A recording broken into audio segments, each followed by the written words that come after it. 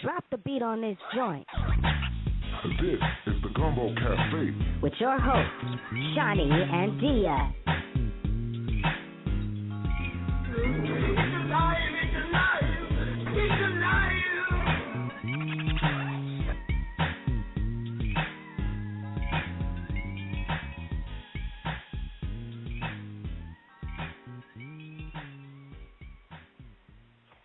What's up, everybody? What's up, Dia? How you doing over there?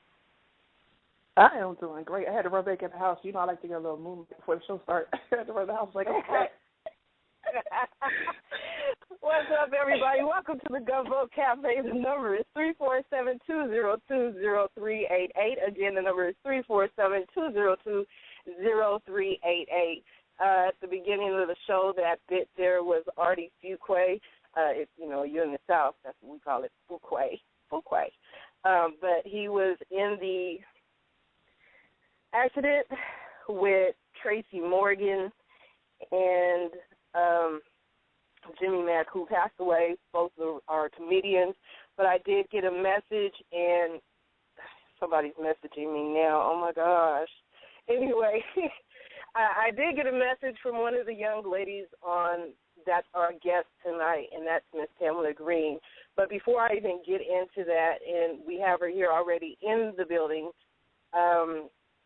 one of the things is that, you know, Dee and I, we support comedians. We support people who are artists, and that's what, right, this entire summer, we're bringing it to you guys hot, and we're giving you the things that, you know, are missing out of the school systems, are missing out of our lives. And, you know, we kind of look at comedians as not she and I, but some people look at comedians or even celebrities and think that, you know, they're a celebrity, their life is taken care of, but that is not always the case, which is one reason why we have Miss Pamela here tonight, you know, to share a bit of her story.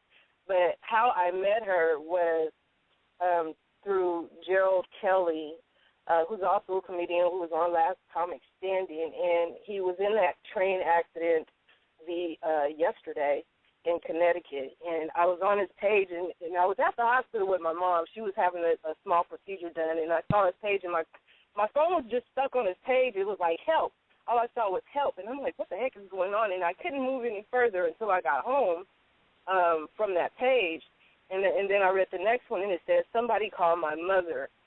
And, you know, and sometimes we forget that they're human beings, and when I started reading the messages of what was on his wall and the prayers that were going up for him because of that accident and things of that nature, I was like, wow, you know, we forget who they are. They're human beings. They go through things like we do on a daily basis, and, you know, it's a struggle. It's a serious struggle for a lot of them sometimes, and to see that and to see people come together for Gerald Kelly, to see people come together for Uncle Jimmy Mack, and to see people just spreading their love back to him, because they all touch us some way, shape, or form.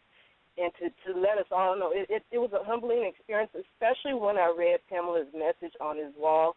She touched me, and I really felt her spirit when she was saying what she was saying on his wall, and it was like this really affected her. You know, I'm sure it affected everybody else, but just, you know, these are all guys that she was around when she was doing comedy, you know, during the Uptown Comedy Club. That's all like her family. And just to hear her message, or actually read her message there, I was like, let me inbox her and ask her if I could share it. And I shared it, and then she gave me a little bit more information. But from there, our conversation continued, and, you know, I felt her soul. I mean, literally felt her soul when I was hearing just her story. You know, we laughed for a little bit. I'm over there crying while I'm reading some of the stuff she was talking about, because I was like, dang, she got struggles like we do. But, you know, people forget this because they make us laugh. And they forget that these are human beings just like we are. These people that are emptying out their soul on stage are human beings like we are. And I asked her if there's anything that I could do. You know, the only thing that I do know how to do is spread the message and get it out there. And one of the things was with the story of Artie Fuquay, and he has for those who are interested, there is a GoFundMe account. It's GoFundMe.com, AHA310, which is set up by the Comedy Cellar, and they're getting some funds together for his family. And then also there's a Facebook page, which is called Prayers for Artie Fuqua. If you guys are, interested in sending some prayers or donations or whatever, just to give a little bit back from what all they give to us. Now, I'm not going to talk too much about anything else. This first half, we're just going to sit down like we normally do. This is women gathering together, and we're allowing Pamela to share her story and bond with us, which is what we're supposed to do as women. We're not, judging anybody or anything like that. It's just opening up a forum so that her story could possibly reach out and help somebody else. We'll talk a little bit about comedy and stuff like that, but more so about her. But, I mean, when you look at the bigger picture and how we met, and I was about to go to his Gerald Kelly's page to, tell him I was going to reach out to his manager about some future projects, and then I saw that, and it was like, wow, just from that alone, how we still gathered together and bonded as sisters. And it's always bigger than us, people.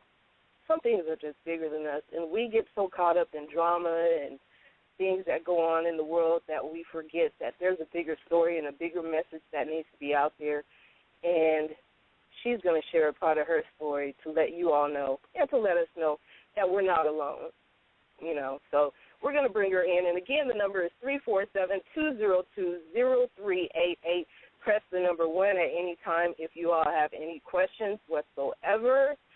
But we got our guest right here, Pamela Greene. Baby, how you doing? I'm fine, honey. How are you? Love it. With your beautiful smile. Girl, you always make me smile. I get that a lot. Can you hear me clear? Because I heard my phone was acting up. Is it okay? No. You're okay. Good. You're okay. Good, okay. Mm-hmm. Thank you. Yeah. Thank you for that. Yeah, that You're smile welcome. keep me going many a days. Well, we appreciate you being here tonight and joining us with your story here at the Gumbo Cafe and just opening up and sharing a part of shedding actually a little bit of light on what it's like just being a woman in the industry, what it's like being a comedian, because it's deeper than that. It's more than just, I laugh for an hour. It's more than that, because when you're on stage, you are revealing who you are. But I do appreciate you for being here. But my first question, because we're just going to go ahead and get started, girl. Okay. My first question to you is, how did you get started, or what made you say that I'm going to get on stage and just make people laugh all the time? Okay, what happened was I have 21 years in recovery, and when I was in the rooms sharing my experience, strength, and hope, as I awful did all the time, someone said to me, every time you say something, we laugh. And I'm saying, yeah, I'm noticing that, and I don't understand why y'all are laughing at my pain, because I'm sitting here telling y'all how I got where I was at the bottom that made me have to come to recovery. So I'm just trying to share my story, but I don't understand why y'all laughing all the time. And the guy said, yo, you don't understand, Pam. We feel your pain, but you are so funny. It's your delivery. You need to be a comedian. So I'm like, a comedian? I said, I always thought I was funny, but I never thought about really going out on stage and really trying it like that. So I sat back, and one day I was looking at TV, and Phyllis Diller came on. And she was talking about comedy and how she started at an old age and that you're never too old to try comedy. And I said, I want to do that. And I said, why can't I go on stage and do that? If I'm saying things to people and they laughing, I mean, I might have a little skill here that I don't know about. So that's when the seed was planted. But what really got me out there was because going through a lot of things in my life, I used to always flip it. When I had drama and pain, I always made it into something humorous. so that I can cope. That was my coping mechanism. Wow. One day I went out and I went to the show. I was nervous, had the microphone in my hand, the mic was shaking, I was shaking. My daughter's father was taping me. He was saying, he's Jamaican, damn Green, because he called me Green. Damn Green, you shake so damn much, you got me shaking. And then at the spot was Tracy Morgan. It was an all-female show, and I went on as the New Jack. And they gave me that love so I can come out and just try it. And I got off stage, and Tracy said to me, I like your style, don't ever change, because I was clean, I didn't curse or anything. He said, as a matter of fact, I want you to go to Uptown Comedy Club, and I want you to tell them I sent you and join a comedy workshop. And that's how I became a part of that family. Wow. But it all started from the rooms of recovery by sharing my story about how I got to where I was to the point that I needed to get myself clean, get my life back on track, and then be able to share my story to other people so they know that they too can do it, but it is a process. And this all happened on your first night on set? First night. Not so crazy, the first night. Because I just talked from the truth, you know.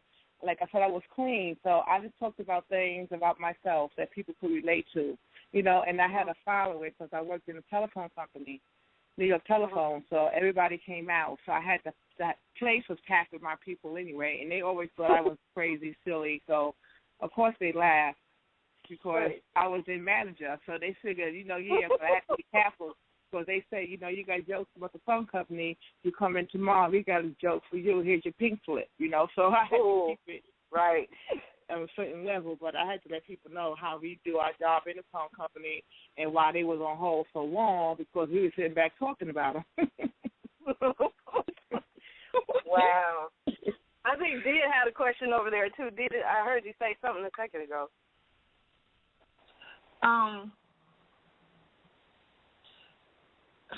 I have a couple of questions. I'm trying to figure out which one to answer first. Okay. When you said about being in recovery for 21 years, and I don't know if you want to open up more about that, but my question to you is, when you first went into recovery, you know, besides the fact that you needed to get help or whatever, was there anything else that was going through your mind as far as the program that what you was in, or whether the people would accept you, or you know, whether it even worked? Like, what other than you needed help, was there anything else that was going through your mind at the time? Definitely. Oh, that's a real deep story for that. Get the tissue ready. For me, recovery wasn't a joke. I come from a family of addicts. All of my first cousins was either alcoholics or addicts. So that means that disease that was in our genes.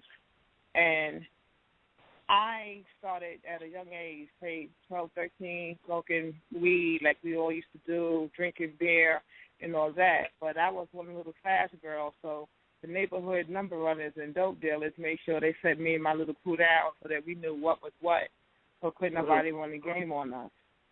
So going to fast in the streets and knowing things that I shouldn't have known at such a young age, I knew when it was time for me to call it quits because I was sick and tired of being sick and tired. I was tired of saying I don't want to get high no more.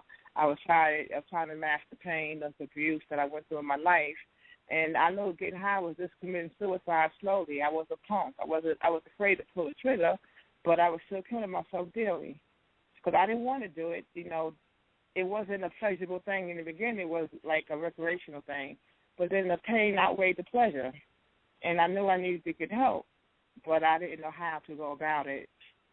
And my job did it for me. They fired me. Simple as that. I had 13 years in a phone company, and I got fired.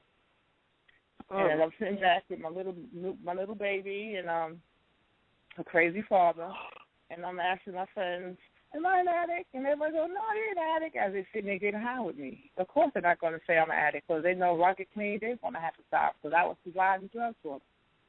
Right. So the short story is that one of the EAP, that's the Employee Assistance Program, guys call me every day. And he called me he said, I know what you're doing. I know where you're at. I've been there. He said, listen, for nothing else, we could turn this into a 10-day pending dismissal and you can go to rehab, get yourself clean, and get your life back on track. And I go, no, I'm all right. My daughter models. I'm good. I don't need no rehab. I got this. He said, I know where you're at. I've been there. And, and I still did what I did. I still had the pain. My stepfather had just died. My daughter's father just came out of jail. I took him back. I didn't love him. I took him back because my stepfather said on his deathbed, take him back. He's a good guy. And again, there I go wanting that male approval and acceptance. So I did what he said do, even though I know I didn't want him. So I'm sitting around, I'm saying, I can't do this. I can't. So when I finally decided I wanted to get help, guess what? They didn't have no more beds. Wow. Yeah. So I said, well, then there's no beds. That's the answer. God said, I can't get clean. Leave me alone. He said, no, I'm not going to lose you like that. He said, I've got a bus coming for you, and trust me, they took me to a 5-day detox center at a hospital. And I stayed there for 5 days, and then they got me a bed upstate New York, and that's where I live now. And I came up here, and I got a new lease on life. I came in, and they said, look at the girl to the left, look at the girl to the right. One of y'all not going to be here. 1 out of every 3 will not make it. And I told them, I don't know about y'all, but this is not a joke for me, because I knew I couldn't get high no more, because I knew the next time I went out, I was going to die. I knew that, because I knew where my bottom was. And I worked the program, and the beauty of it all was that there's a lot of girls in there that were chronic relapses. So I grilled them. I asked them, why are you back? What didn't you not do that you supposed to have done when you got the message? And they all said, I kept a secret. I was too embarrassed to share a secret that I didn't want nobody to know about. And when they went back out in the doors, that disease, Satan, whatever you want to call them, no power jumped on their back, and the guilt hit them, and they went back out there again. So I knew no matter what it was, I was going to dump all of my baggage there. And like they told me, on your way out, if you forgot to say something, open the door and yell it down the hallway. Don't go back out there with that secret not being told, because that's going to bring you back in here. And I went out and I worked my recovery the same way I chased my drugs, with the same tenacity, because I chased my drugs down. And I chased my recovery down. Whatever they said do, they said, Pam, stand in the corner, hop on one leg, I would have did it, because I knew I couldn't go back out there like that, because I didn't want to die. Well, I had a little girl that I saw in rehab for the first time. I looked at my daughter and really seen my daughter, really seen her. 21 years in recovery. My daughter's 25. She'll be 26 this year. So at the age of 5, this is the first time I'm really looking at my daughter through sober eyes, without a drug or a drink or a mood-altering substance that's going to distort my vision in my life. And I didn't realize that was the beauty of my daughter until I seen her sober. Well, Pam, girl. I'm saying that's beautiful just in itself. We could finish the show. No, we're not. But you said that people, most of the girls that are, were in there, they lied when they went out, and I think that's what we tend to do as females. When we get the denial part. We're always denying that we have any kind of addiction, be it man, sex, drugs, or whatever, alcohol. But even when we say we want to do better, we have this issue with completely digging down deep into who we are and doing some soul searching like Dee and I were talking about earlier today. Digging down deep inside and reaching that little child or that thing that first made you say that lie to yourself. And that's how we end up being in that cycle or of bad relationships, abusive relationships. So I commend you for no longer lying and being as strong as you have been for 21 years. I mean, that in itself is a blessing. I mean, I know there are struggles it used to be in the beginning, possibly struggles every day, but you were honest with yourself. What do you tell women, especially like those other girls that were there, who are going through the abusive relationships, how to get out of it completely? And do reach down into them and tell them to stop lying to themselves? I mean, are you like that iron that sharpens iron?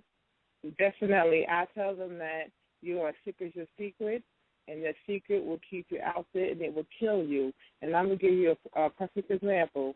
I had 6 months clean in recovery, and they tell you no new relationships, people, places, and things are dangerous. Talk about your feelings. Let people know how you're feeling before you pick up the phone and call somebody. I saw a friend of mine that I hadn't seen in years, and we hooked up. He was going through a divorce. I had 6 months clean, and I was told, that was a dangerous thing. Be careful, but I got this. I'm going to the meetings. I'm in aftercare. I'm sharing what I'm going through. And even the aftercare, they were telling me I was funny. I should be a comedian. But I was able to open up and just be me. I had no reservations. I had no shame. I just bared my soul. And it got to the point where I didn't want to be with this guy anymore, but I knew that he had abandonment issues because his mother abandoned him. He was going through a divorce. His best friend died. He was a CO. He was beating up people on the job. He was going through it. And I knew I didn't want to be with him, but I was afraid to tell him because of his issues. And he was holding on to me so tight. And one night he came in, he had a gun, and he put his gun on my dresser like you always did and got in the shower. But I was dreaming, and in my dream, I went to pick up the gun, and a red light went off on the gun. And I said, oh, shoot, he's going to know I touched his gun. And that stayed in the back of my mind. And he would call me every morning to get me to wake up for work. And I was at work one day, and I was telling one of my workmates, I got to get rid of him because he's really like a noose around my neck, but I don't know how to do it. I got to meet with my counselor, and I got to talk to him because I got to know how to walk away. And Wednesday he called me, and I was like at work, I can't talk right now. Call me later. He said, all right, I'll call you later. And I went on home. He never called. I called him at like 7:30. No one picked up. That morning, he didn't call me. I'm like, okay. That day, Thursday, I was going to meet with my counselor to talk about a way of breaking up with him in a healthy way so he wouldn't hurt me because I knew he was in so much pain. And he didn't call me that morning. I went to work, went on break about 10:30, took my newspaper with me, sat down, was reading the paper. I stopped on page 21. Got up, called my mother. Hey, Mom, how are you? Where you at?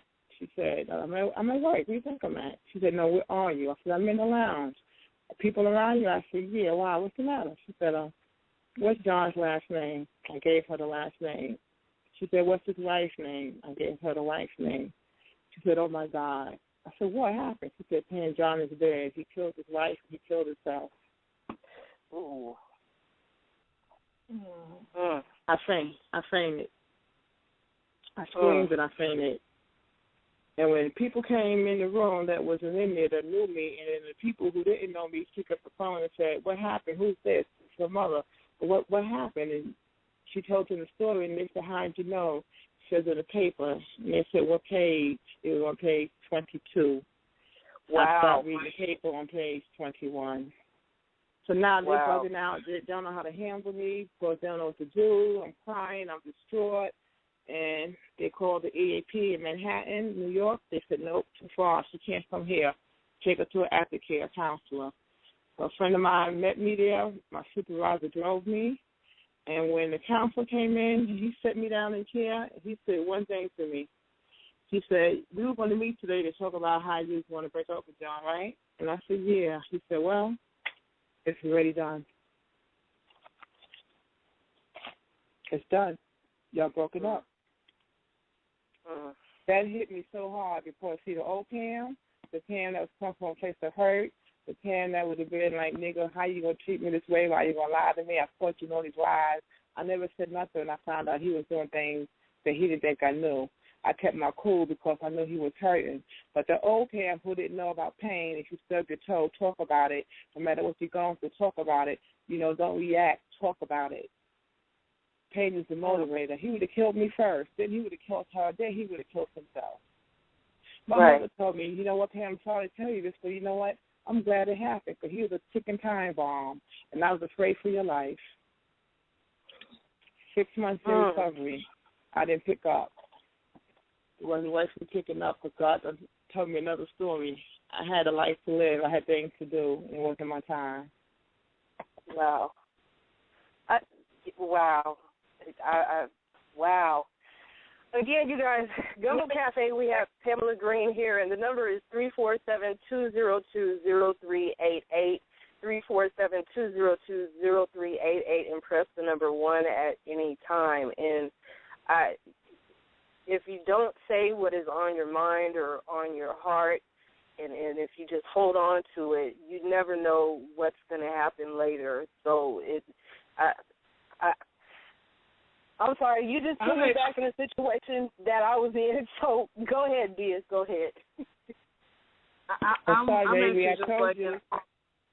It's okay, girl. It's okay.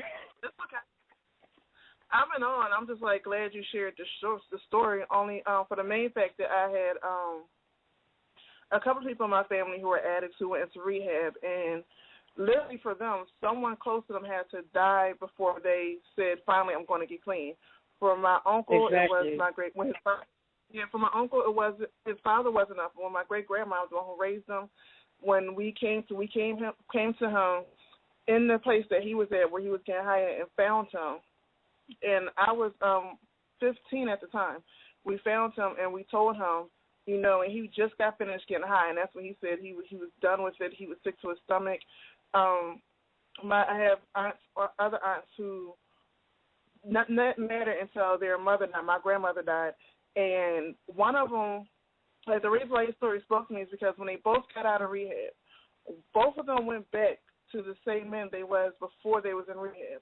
One of them finally got away from him. The other one is now dead. We don't really know what happened, but she is gone. So I'm so happy that, you shared your story and the importance of not going back to the old elements of your life before when you're changing into being a new person, no matter how they pull on your emotional strength, no matter how. Because, when you're away from somebody for so long, we always remember the good first, and then we get caught up and then start remembering the bad. And I'm so happy that you just shared that with us. To stress the importance of, once you're clean and once you're done, whether you're an addict or whether it's just an abusive person or whether it's just an old environment you need to get away from, you need to stay away from it. And I'm just, so glad that you stayed away from it. My question would be, after all that happened, how did you find the strength to stay clean? Well, for me, a couple of things. One, where I was working at, I became a manager after I got fired, and I came back, got my job back, and I even thanked the lady who got me fired because she didn't know she saved my life by doing that, and I thanked her for that. And she could understand that, but that was for me. And then I worked with over 1,000 people. I became a manager. The union wanted me to be a union steward or management, and they asked me to be a manager because they knew where I came from, and they knew I could help the people within the job situation that may have had issues because I always had the people skills. So what kept me clean was really reaching out and helping others. Like if I knew somebody had an issue, I would tell them my story, and I would let them know I know where you're at. It's there on the other side. It's up to you if you want it. And don't give me an excuse that I use. I was with my daughter, and they point blank. They said, well, you're dying. So if you die too long, who's going to take care of your daughter? I said, my mother or her father. All right, then. Well, you're dying. So what you going to do now? So that's what I would tell people. And long story short, basically, I got a lot of people into rehab because my sister finally got clean, and she worked in the rehab. So I may get a call at 1 o'clock in the morning from the union and say, I got somebody that needs a bed. Can you get them a bed? And I said, let me call my sister, like a tag team, and she would say, yeah, I got a bed, but they got to be here at 10 o'clock. If they don't come at 10, the bed is going to somebody else because I'm not going to hold a bed for somebody who don't want to live while somebody outside is wanting to live and they may die if they can't get in here. So that kept it green. It kept it real. It kept it real. I've seen a lot. I've been through a lot, and I knew that wasn't the life I wanted to live because I never had another run to me. I was at the bottom of the bottom at that point because I was selling it. I was out there with people who thought I was the police, guns at my head, you name it, I've been through it. And the beauty of it all is my sister told me one day she was at work and this guy came in and he said, yo, I remember you and your sister. Y'all came to me to pick up some weight. And she said, yeah. He goes, God is good. She said, what are you talking about? He goes, you know that night? He said, you couldn't tell me your sister was the police. He said, I had a shotgun in the back of her head. And we were sitting in the car on my brother's block on a dead end. I didn't even know it was my brother's block. And he told her if a car had turned that corner, he would have blew my brains out. Wow. And you see, the beauty of that was I was clean, he was clean, my sister was clean. It could have been a whole different story. I could have been dead, he could have been in jail, my sister could have been messed up behind all that. God gave me so many chances that I knew that I couldn't take it for granted. I can't take nothing for granted. Tomorrow's not promised to anyone, so you gotta live your life today properly. Again, y'all, 3/4 of this, she dropping some stuff. I mean, seriously. She said before the show, Pam's like, I have my cranberry soda, I got my shirt, I'm over here country. You know what I'm saying? 347-202-0388 for those who are listening, if you want to call in. Addiction is really, something that still runs prevalent in our community.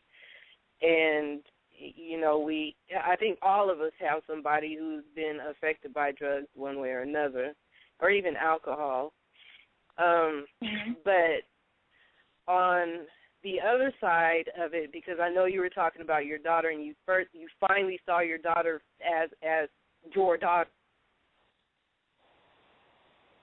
Inspiration, or what else do you have as your inspiration? Well, definitely Jehovah God, for sure, because I remember as a little child reading different books, and I was brought up with one religion, and I couldn't understand. Every time I had a question, they couldn't give me an answer, and they would never go to the Bible with it. And I just remember young reading different things that I saw out of the house because my stepsister was a Jehovah's Witness. And I remember everybody always talking about them and cracking jokes about them. And I was a search for religion for a long time. I had the spiritual piece down from recovery. I knew that. But the religious piece I didn't have down. And it took me a couple of different places, different religions, Muslim, Catholic, Baptist, the 10 on the corner, all of that, before I started playing this game called Stump the Witness. And they would come to your house, and I would ask them a question. And I'm like, they ain't going to know the answer. And they were able to go to the Bible and give me the answer. So after a while, I said, wow, they're not sitting there and just reading something off a piece of paper that they wrote out. They are definitely going to the Bible as the authority of what is being said to me. And I had to take a look at that. So my inspiration definitely came from Jehovah God and his son, Jesus Christ. An example that Jesus set for us because he died so that we can live.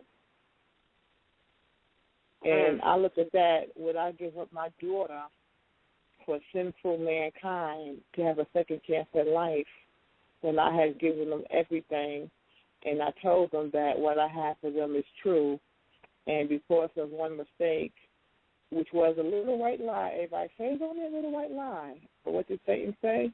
God didn't say you won't die if you eat from that tree. He said you'll be like him. You're no more than him. Planting the seed of deception. And look at the world today. Right. One line. Wow.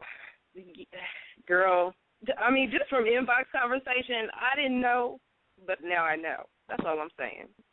Yep. Remember I told you yesterday, right? I told you I can go deep. Most don't comprehend. That's why I try to keep it at a certain level, but I'm not a surface person. I never was. I always had that different diplomacy, so I'm going to give it to you the way I know it. And that's the best way to give it.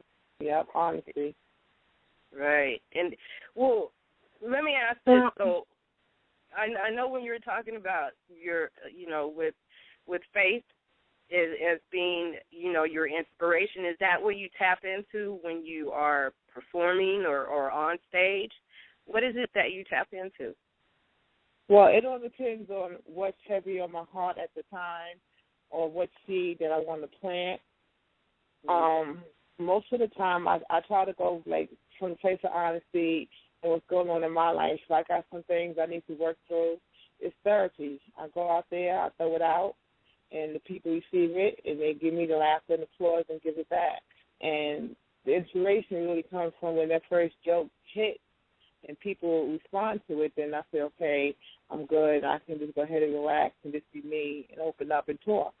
You know, like I told you, sometimes it don't have to even be a joke. It just could be a conversation, and people could relate. And at the end of the whole set, I might leave with a question and walk off the stage. And the last thing you're going to think is, what did she just say? And that's all I wanted to do is plant that seed so you will remember me and you would think about what I just told you. You can always tell somebody. You can tell somebody's jokes all the time, but a lot of times if they leave you with a profound statement, that will stick even harder in your head because you would say, I don't believe she did that. This is comedy. Remember, same thing makes you laugh. It makes you cry. Comedy comes from a dark place. We just bring the funny with it. Go ahead, Dia. I heard you say something. It's just, when she said comedy comes from a dark place, I was thinking of another comedian, and I won't mention his name, but he had a show where, when I say he went totally dark with it, he went totally dark when afterwards he did an interview, and he was just saying that he just truly needed to release, and he wanted people to wake up, and he was just done. So I understand on that. But my question for you is, because you know, as a comedian, I know a lot of people come up to you and say, I wish I could do what you do, or I wish I had your gift. And my question to you is, you know, I'm trying to find a way to word it, from, you know, from my understanding, from my past, and of course, Shani knows from her past, that, you know, when people come up to us and say, I wish I could do what you do, it actually hurts. I don't know about Shani, but it hurts me in my heart because I know that what happened to me in my past life, through my coping mechanism of dealing with it going through, is what grows my gift. So, you know, when you went through what you went through, you know, and I personally believe that everybody goes through something for a reason. So when people come up and say that they wish they had your gift, but don't know the story behind your gift, what advice do you give to them? What do you tell them? I tell them to be careful what you pray for, what you wish for, because if she feels up there and making you laugh, you don't know where that laughter is coming from.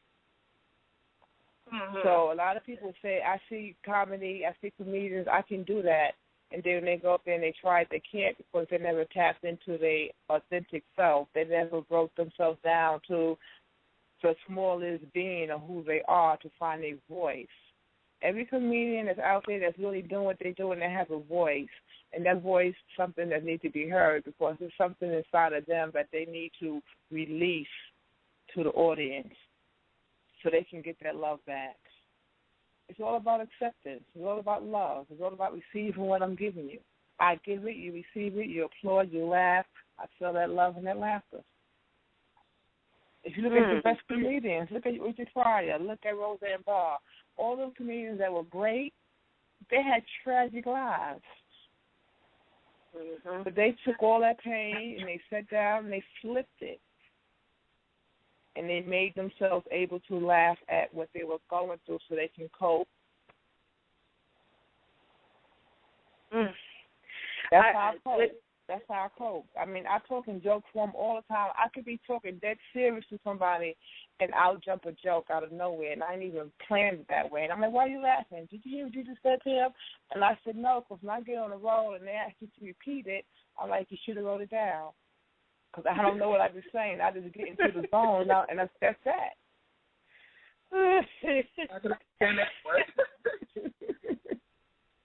So is there... Right? Go ahead, Dan. Go ahead. What you asking about there? I'm talking late because I'm not a comedian, but I'm very sarcastic, and I'm like, I don't even know what the hell I just said. What did I just say to you? Exactly. But that's how it comes. That's how it goes, right?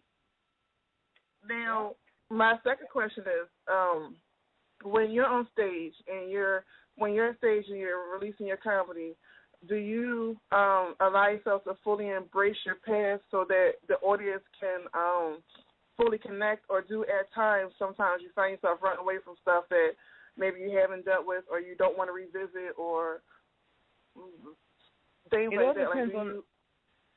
It depends on the feeling that I get from the room. If the room is open and warming and it's right, then yeah, I drop it all. I drop it, joke for them, and they laugh, but in the back of their mind, they say, damn, she really said that. And then you may get the person who may get attitude and don't laugh. That's because they identify with it, but they really in denial, and they're not ready to deal with it. Ooh. So is that really the issue with hecklers? Is because they don't want to deal with themselves? Yep, because you give the heckler a mic. A heckler is a person who's like a bully. They sit back and do all that. Get the mic and get on stage and do what I do, or shut up. That's why you got to shut the heckler down, because the heckler is not taking your spotlight. Now the spotlight is on him. So you got to annihilate him on his first opening joke. Shut him down. This is my house. This is my stage. You will not take the spotlight off of me. Get your own stage, do your own thing, but you will not heckle me. No. Then she our sister. She don't even know it. I'm just trying to tell you, girl, because we're sarcastic. We shut people down, and we love it. but I mean, especially when you're releasing all of this stuff that's deep inside that, I just want to let it out. This is my time to let it out. And here this person comes in from the side doing all this talking. It's like, shut up, would you please? But right, exactly. Why are you here? Why do you come out tonight? You came out especially to heckle me? Right. Are you getting paid to heckle? Are you getting paid to bully? I mean, so what's the point? Yes, so I'm right there with you. I get that. But, you're talking about as far as going deep and dark. You mentioned with the training that you had done. Actually, give the listeners a little bit of the training when you guys have to, before you even think about getting on stage and doing anything. What are those steps that you must take as a comedian? Well, in the beginning, so that we can find our authentic voice, we have to sit down and really talk about our life, talk about the things we've been there, whatever we've been through, and so that other people could relate, so they could try to help us find that voice. Because you talk about a room full of comedians who all got issues, who don't want to talk about it, but then once you sit down and you open up and you realize that you're not alone in what you're feeling and your pain, and we all came from the same point of pain, just in different areas, you're able to find who you are. And you told me, you said that you saw that I was looking for love and desiring and acceptance. And the thing is, when they broke me down, I sat down and I told them my life story and the things I've been through, that's what they came back with. They say, you come from a place of love, so your authentic voice should be about love and acceptance. If you go against that, you're not going to really connect with the audience, because that's who you are. And that's why people see that, and anything that I write, anything that I do, they see that, because that is truthfully who I am. And that's because from a child, I'm not going to say I never got that love and acceptance. I just didn't get it from who I wanted it from.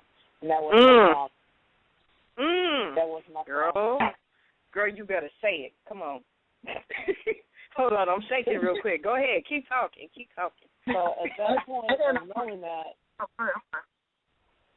what happened? Somebody got a question? No, I had a question, but go ahead and finish. Okay, so from that point of not getting that love and acceptance from my father, that set me up later on in life for the rejection that I may have experienced from men, because I was always looking for that father figure. So when I first came out, my voice in comedy was, I'm not the one, I'm the other one. And that was because I never wanted to have a commitment with a man, because I felt rejected. So if you wasn't my man, if you had a girl and you was married, you're not my man. I will tell you, I'm not the one, I'm the other one. That was my catchphrase. I'm not the one, I'm the other one. Because that's where I was. So if I'm on stage and you sitting there with your man, I don't even know you. I would ask you, who? That's your husband? That's your man? You tell me, yeah. And I go, well, how long have they been together? You say 6 years. I said, so that's your husband. What you mean? I said, he's been seeing me for the past 7 years.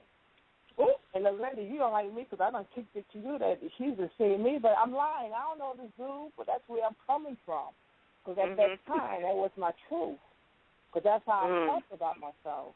But as a person grow into who they really are, and you shed that, and you feel more worth about yourself, then you can't go back and tell that same joke no more because that's not who you are. But when I was that person, that joke hit every time. Because the girls got pissed off and the men wanted to know who I was. But you advanced from it and you matured from it. See, I was just talking about that this week. You don't stay in that same cycle. You moved out of it. Go ahead, Tia. I'm sorry, girl. I know you over there hyped too. Go ahead. I'm hushing. Girl, I got 1,000 more questions. I'm trying to hone it down, trying to figure out how to say it. Right? Okay. I don't even know where to start. Okay. You said you went through training. My question would be, for those who cannot go through that training, or for those who cannot go through that training, who do not have access of it to right now, but need it. You know, and I'm speaking from my past, because a lot of things I had to go through, I had to deal with my own. I had to counsel myself. There was really no one there who understood. There was people there, but there was no one who understood my point of view or my side of it or my feelings. Right. They kept going deep with stuff that had nothing to do with me. So for people like that, can you give training tips so they could do with themselves, assuming that they're strong enough, because not everybody's strong enough. At times I wasn't strong enough, but can you give tips that people can do from your training, just from an emotional standpoint, to help them open up? Because even if they open up to nobody else, they need to open up to themselves and open up to God, whoever that may be for them. Can you give a couple of tips? Not all, I'm not saying all, but just a couple of tips, that they can do to help them start open up and owning their past and learning from it. What they need to do, they need to journal. The most important thing you can do is journal. You need to write down what you're feeling at the time you're feeling it, so that you can see it. Because it's one thing to feel it and say it, but when you see it on the paper, black and white, there's no denying it. It came from you. This is where you are. So from that point of where you see what you wrote, it's just like recovery. First step is you got to get honest. The second step is you got to be open. You got to get open to the realness of what you're seeing from your honesty. And then you got to be willing to work it. It's work. It's a process. It's not an overnight sensation. If it was, everybody would be doing it. Mm-hmm. It's hard work. And you get out of it what you put into it. It works. You got to get honest. You got to trust somebody enough that you can sit down and tell them, look, this is what I'm going through. This is what I'm feeling. And for no other reason. I tell people sometimes on my page, and I write stuff, and I tell them I'm writing my feelings. I'm not asking for any answers, because I pose no questions. Just let me write my feelings. So that person got to really sit down and they got to get real. You got to get real. And if you're not ready to get real, then you got to keep on going through that lesson. If you don't pass the lesson, you fail the class, you got to repeat it. After a while, you get tired of repeating it. Pain becomes a motivator. For me, pain is a motivator. I can't sit in pain. And I see myself, even now, sometimes making mistakes from my past, and I know that's something I need to work on, because it's something that I'm not really coming to grips with, that I need to come to grips with. My mother died, and within the next year, my father died. My sister-in-law died. My cousin got killed. I had a whole lot of losses in a short period of time, and I never had a chance to grieve because I was so busy trying to be the nurturer of the family and looking after everybody else. This is the first year that I was able to grieve. Tried to look at the things that I did and put in place of my grieving. Like, I don't get high no more, right?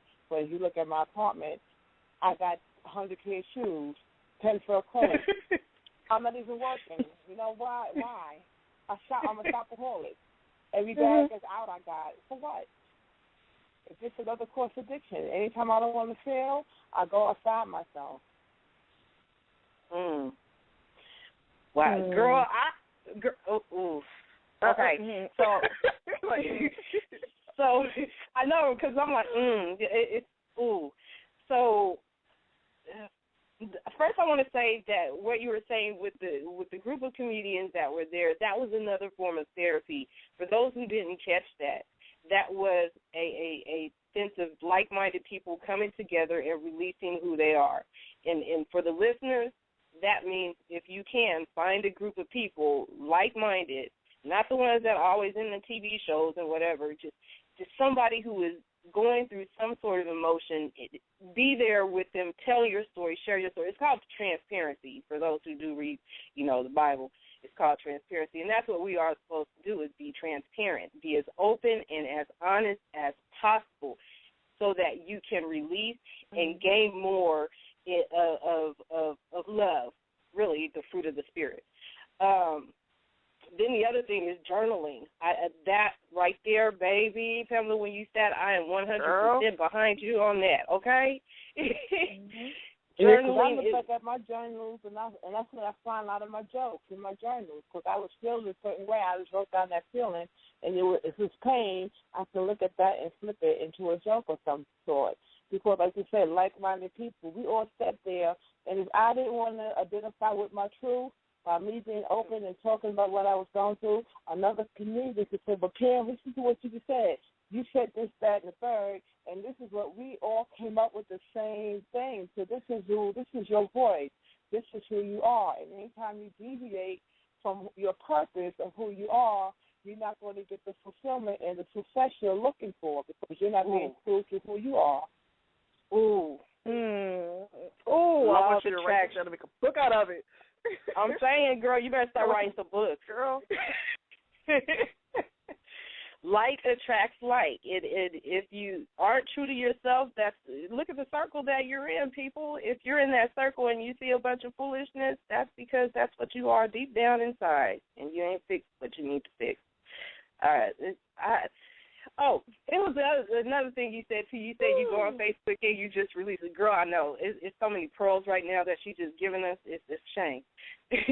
But Facebook is I use it, and people are like, your posts are too long. But, hey, this is my journal. Dia's known this since 2009, that Facebook has always been my journal. It's whatever I'm going through, I'm going to release it. Facebook is, okay, yes, they have some fun stuff that's going on. Sometimes it's ratchet stuff. But whatever, it's still, for some people, it's that moment in where they need to release and let go. And they're not looking for anything in return. I'm not looking for anything in return when I write. And I'm sure Pamela isn't looking for anything in return when she writes. But those words are possibly helping someone else. So when you're being a heckler on Facebook, please stop that, because you don't know who it's helping and what benefit it's having for them. The other thing is oh, gosh, Pamela, I love you. I love you, too. I just want to say she's like, girl. I want to say she's like, how iron sharpens iron? She's like that sword that's sharp right now, because Shani knows I'm bad at journaling. I will internalize, and then I'll release it in other ways. As far as writing it down and journaling and getting back to what I know I should be doing, I am horrible at that. I am horrible at that, because I'm like, instead of writing, because, like, my brain thinks faster than I can freaking write. And it's like, how do I just, forget it, I'm going to just go read this book. No, I'm horrible. No, you know what you need to do? I was told this the same way, because I do the same thing. My mom be racist. Sometimes I get to talking fast, but thoughts are going so quick, and I just want to get it all out. Get a tape recorder. Keep it by your bed. Yep. Walk with it. Oh. Shut up, Jamie Foxx said, this is my girl from L.A. trying to reach me. I had to put her off. Like Jamie Foxx said, he said, you out and here you got a joke in your head, call it back to your answer machine. Call it back to your house, and it will be an answer machine when you get home. It's right there for you. So you hear that, Dia? Yeah, that's why I said shut up, Shani, because she has been getting on me about that. And I've been getting better. I've been doing more YouTube videos, but I'm still not doing it the way I know I could do it for everything that I'll be thinking about. But, all right, Shani, you done got me. She done got me. Can we get to the next question? That's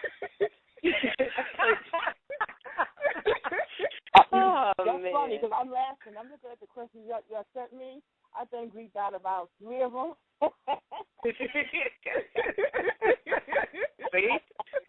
See? Well, Pamela, we have some more questions. How long can you hang with us? I can hang. I mean, look, I'm leaving here at 3 o'clock in the morning, like I told you, to go downstate to see Wendy Williams. So I'm not going to bed tonight. Oh, okay. She here with us, y'all. You hear that? Hey. All righty, good.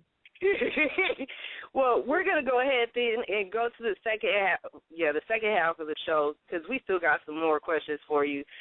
We ain't even touched all of them. But before we do, I have another song. This is from another artist from out here in Houston, Texas. His name is Dope Easy. You know, it's hip-hop for those who don't listen to hip-hop, so there is a little bit of cussing in there. But it's his song called Grind. We're going to go ahead, take a short break. If you guys need to go get your water, you go to the ladies' room, whatever you need to do, sit still if you have to. But we're going to be right back. See you in just a bit. All right. Have you been holding on to stories that you've been wanting to release for a long time? Are you good at writing? Now is the time for you to let out that story, put that pen to pad, or even put those fingers to your laptop and get ready to write your story the only way that you know how. Visit mayhousepress.com to sign up for your publishing needs. That's www.mayhousepress.com.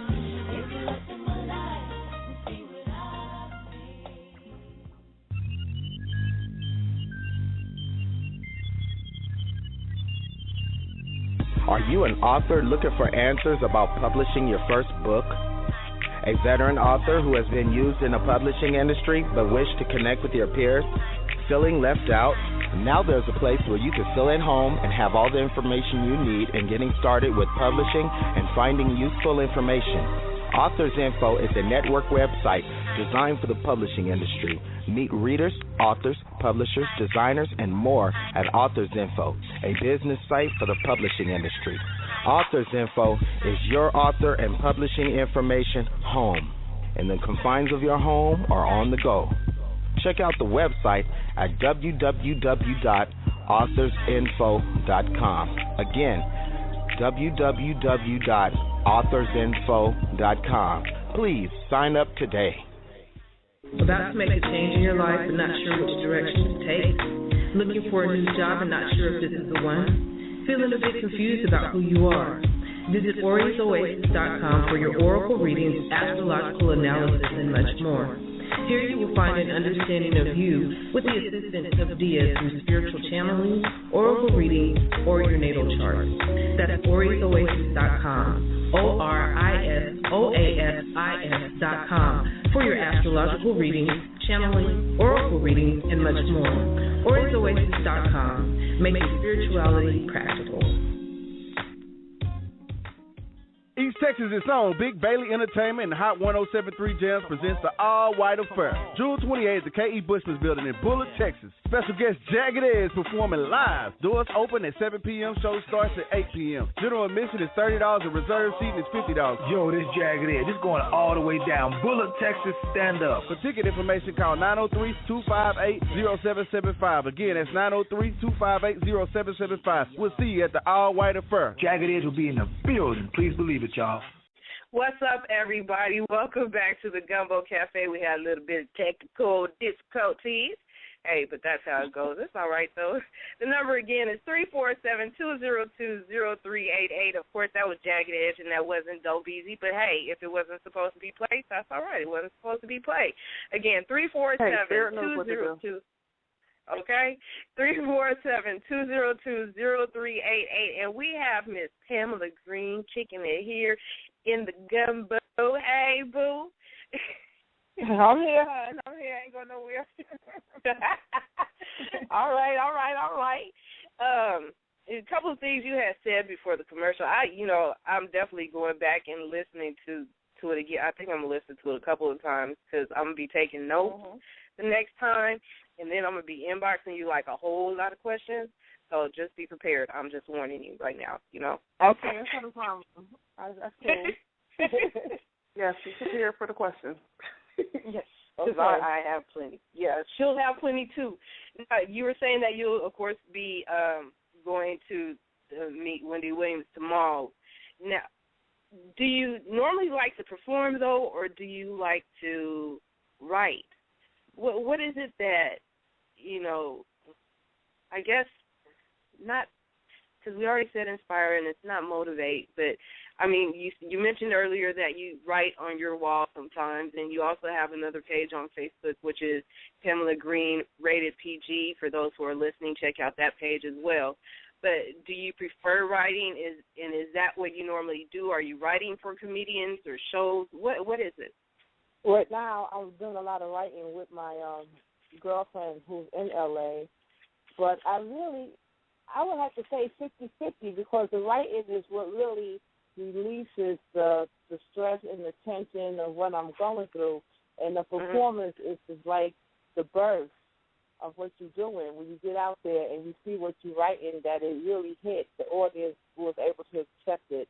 That's your beauty, too, because looking at the disease of addiction, you can get addicted to the laughter, too. So when people laugh, it's like you always try to get that laughter back. Like you always try to get that first high back. It's like a high one. You feel in the love and acceptance, and it's a beautiful thing when it's correct, Right. And see, I'm a writer. I'm trying to, because Adia's actually writing now. I want her to write some more. But I just write stories for books. Oh, my gosh. But I know I'm being the iron again. But do you plan on writing any books in the future, Pam? Yeah, I've been planning. You know how long I've been told to write a book? I've been told to write a book for, I think, the past 25 years. Girl, looking like, where is the book? Where is the book?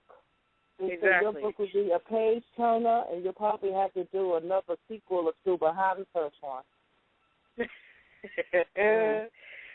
Y'all heard it here first. We going to get her. It's been 25 years, but we going to make it happen today. 347-202-0388 is the calling number. Call right now and tell her, Miss Pamela, please write your book today. Or wherever you travel, just sit down and write it or something. No, I'm just playing. Not really. But what are you going to get back on stage, or is it something that you want to do, or are you going to do? What is it? Are we going to see you? Yeah, you'll see me, but I just don't know in what type of venue y'all will see me in because, I don't want to have to go through the hustle and bustle and the grind of trying to get stage time, but that's the only way you can really work out your jokes and get it perfected so that you can, get that spot where everybody can come see you that you would want, But at the same time, I'm just happy if I'm able to be with friends and they going through something and I just throw a joke out there and they crack up laughing. That's okay with me too, because laughter is healing. But I just think it's been coming at me in so many different avenues about coming back out there. Like my girlfriend just called me when we were on break. She's in LA and I was telling her that I was wrong. And she would say, don't they know they're going to need you for a whole week? I don't even know why they thought that I would be enough because that's how we talk, we write together. I do miss it. I don't miss the BS that go along with it. But that's anything in the industry, But I'm at a point in my life now that I'm content with where I'm at. But I do miss the stage. I do miss the love. I miss the applause, But I'm not ready to go back when you use a room full of drunken people acting stupid. Nah, I'm not down for that. I'm not down for that, The last time I was out there like that was a comedy award show, and Tracy Morgan, he was drinking and he was laughing, joking, carrying on, and he used to call everybody his baby's mama. So, of course, I was another baby's mama. He came and put his arm around me, and his drink spilled all down in front of my silk outfit. You know what? And I told him, I'll be right back. I got to go outside, I need some air. And I went outside, and I got some air, and I started walking, and saying I was on the train going home. Girl, stop. I was on a train going home. Yep. She said, "This is not it right here, not right now." No, not right now. Not right now. I can't. I can't take my daughter from babysitter for me working all day and then feed her and then pajamas on another babysitter and then I'm out all night. Mhm. And then you're basically, as a comedian, you're your own manager, and I learned this from talking to a couple of other people, you're your own manager, you're your own agent. You have to do everything yourself, and you have to pull in an audience. Yeah. You got to have a following. Most people, when you're out there long enough, you get a following. And if people know you're going to be in the first place, they will show up. That's one thing they will do. They will support you. If they like what you're saying and they understand where you come from, they will support you, yeah. And it's not that much money, is it? For those who you see, like, in the comedy clubs and stuff like that, it's not a lot, is it? No, it's not that much money. You know what it is? You're getting paid. In the beginning, if they don't know who you are, you don't have a name, you have a following, you may get a couple of minutes on so you can work out your set. But believe it, if somebody else come in and they're famous, they will bump you right off because you're nobody. You know, so it's a hustle. It is a hustle. The comedy game is a hustle. Unless you know somebody that's working in the room and they may say, come on down, I can see a couple of minutes, you can get on and work out your stuff. And some comedians are just that, it's just for that self-fulfillment of the getting that laughter, that love. You know, some people are not looking to be stars. Some people are trying to get that big break. They can be on TV, do all that. It all depends on what you want. You get out of it what you put into it. Is that why comedians have certain groups that they roll with? You know, like Miss Linnell Campbell, she rolls with a certain group. Tracy rolls with a certain group.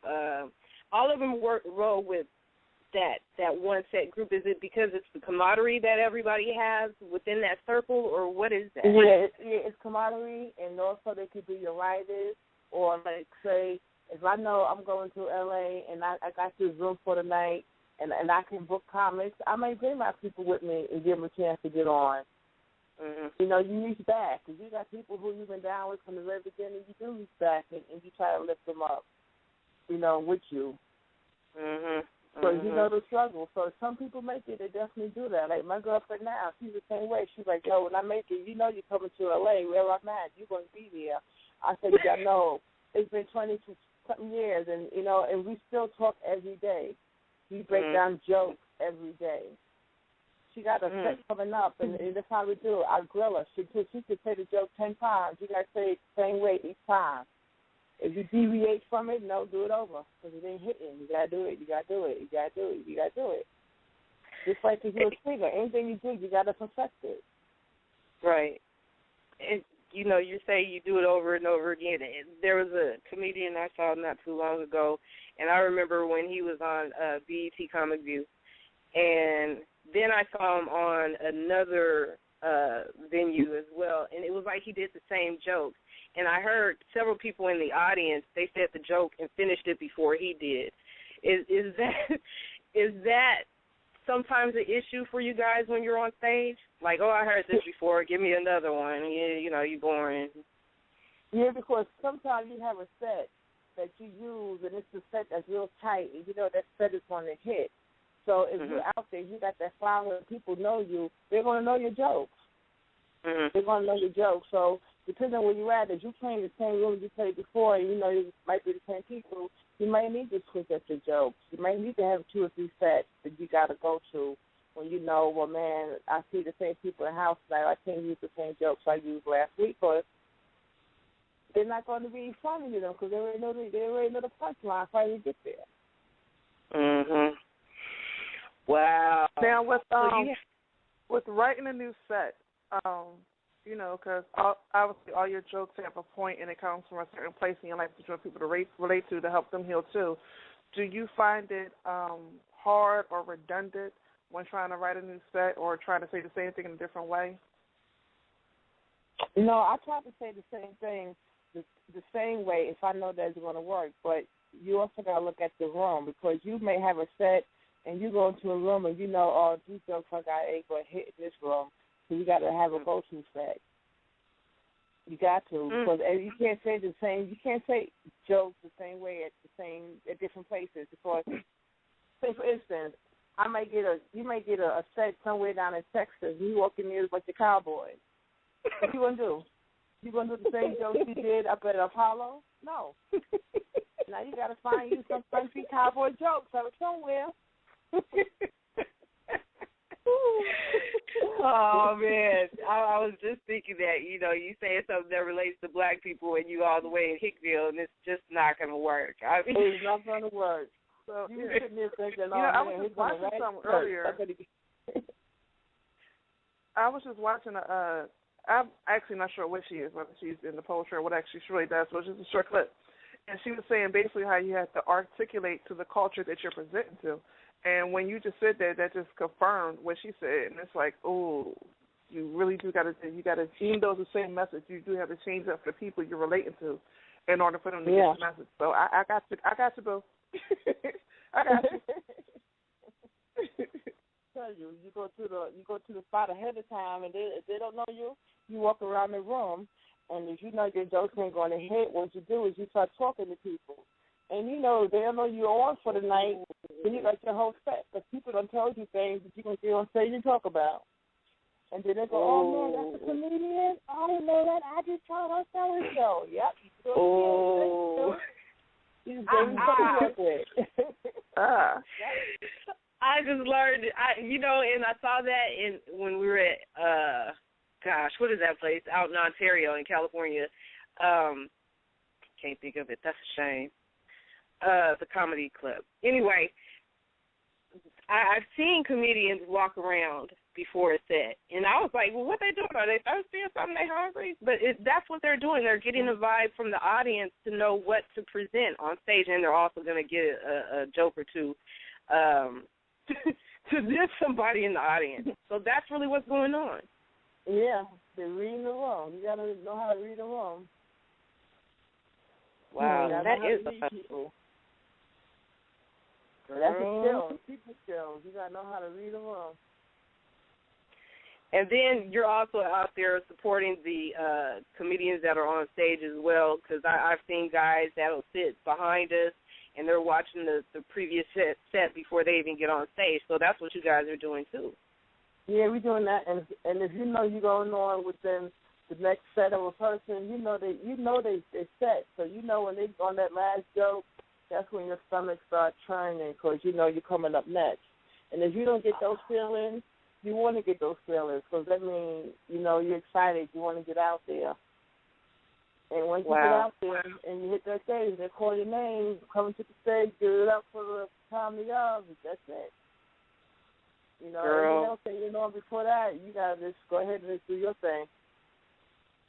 I got a question, and this is like so far from what you're talking about right now, but how close are you to Eric Bishop, a.k.a. Jamie Foxx? Girl, I'm in love with him.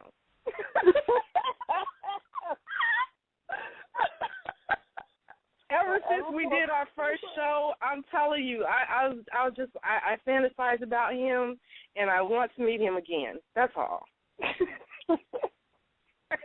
So ever fall in love with a comedian? Oh, Lord.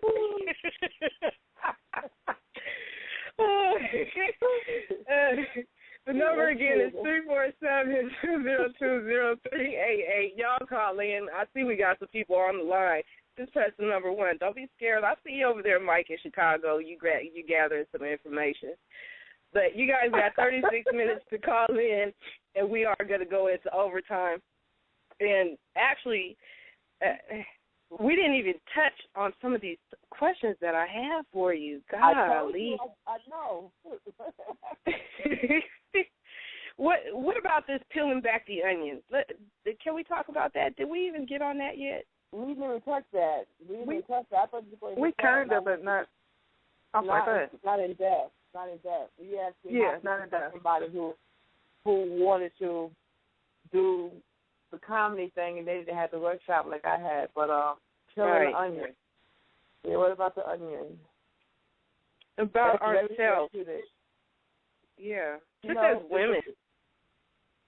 Yeah, it's a process. And the way with the workshop, the men did it too, but it's not the same as it is for women, because for women, when you tell them to peel back that onion, you're telling them to go to a place where they were pure and innocent before life took this turn on them, before the abuse, whether it was verbally, sexual, beating, whatever, and to go find that little girl and look at what she's doing And then while you was looking at that girl, you know that little girl is you, and you want to embrace her and let her know that you're sorry, and that all the things she went through, and you're here, and you want to hug her, and, you know, let her know that she's safe now.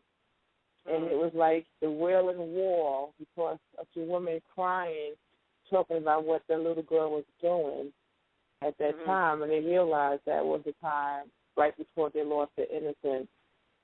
It was every way they lost it. Right before they lost their innocence. Yeah, they lost their innocence. You know, whether it was a family member, whether it was a stranger, you know, it's just the abuse that women go through, whether they're black, Hispanic, white, whatever. It's really deep, and sometimes we have to forgive, first of all, ourselves, because most of the time we blame ourselves for if we think it's something that we did, because why would somebody want to do something that's painful or harmful to us? And then in order for you to grow past that, you have to forgive that person, because if you don't, you're not going to heal from it, because all thing I'm doing is drinking the poison and waiting for him to die. And he done went all his life. And I'm still feeling that pain. So I need to release that so I can heal. Like Dia said, preach, because you tell me it right now. What about those women who don't embrace that little girl and they're waiting for that other person to die, but they're still in relationships or tainted relationships because they have all this hate and evil inside of them that they don't even know how to love a man that enters into their life. And that's why they never work, because they never heal. That's why somebody always say, don't go from relationship to relationship. Number one, we wasn't designed that way. We was designed to be monogamous and have that husband, but if you don't have it, that's why women think, you know, I don't need a man.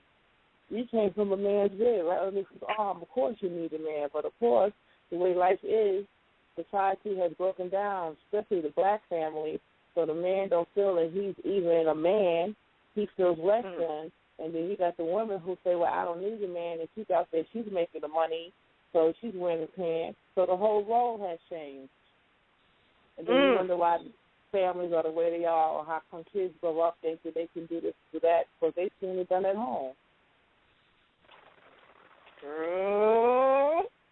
Yes, we're going to get into the other part of it now, girl. Yes. Now, Okay. I got a question. Go ahead, dear. Because obviously you did the, peeling the onion, and Shani did the peeling the onion, and I did the peeling the onion. My question to you is, in peeling the onion, have you found that you've got to the center, or have you found that even to this day there's always another layer to peel off, and that the work never stops and it's not supposed to stop? The work has never stopped. It's not supposed to stop, because when you peeled that onion at that time, you went to that place where that girl was feeling that pain. But, as adults, as we get older, if we don't do the work, we still got layers that we put back on that onion and that we need to shed again. You put layers on top of layers, and then things happen, and you got to sit down and you got to go through that therapeutic process of sitting there and, again, getting honest and doing the peeling back and saying, okay, here I am again. Why am I still stuck in this position? And what am I not getting? What is the lesson that I am not learning? There's a lesson in everything. And for you to move on, you have to learn that lesson, or you're going to repeat the course over and over and over again. Right. And that's where you find yourself doing a lot of complaining, too, because you're not really working. You're just going through life. I think I see a lot of people who are more like mummies or zombies that are walking through life right now, and they don't want to deal with that truth that's inside of them, be it that little girl or whatever. But like Dia's saying, you're saying, you're constantly peeling back and learning and growing, and folks don't want to learn or grow.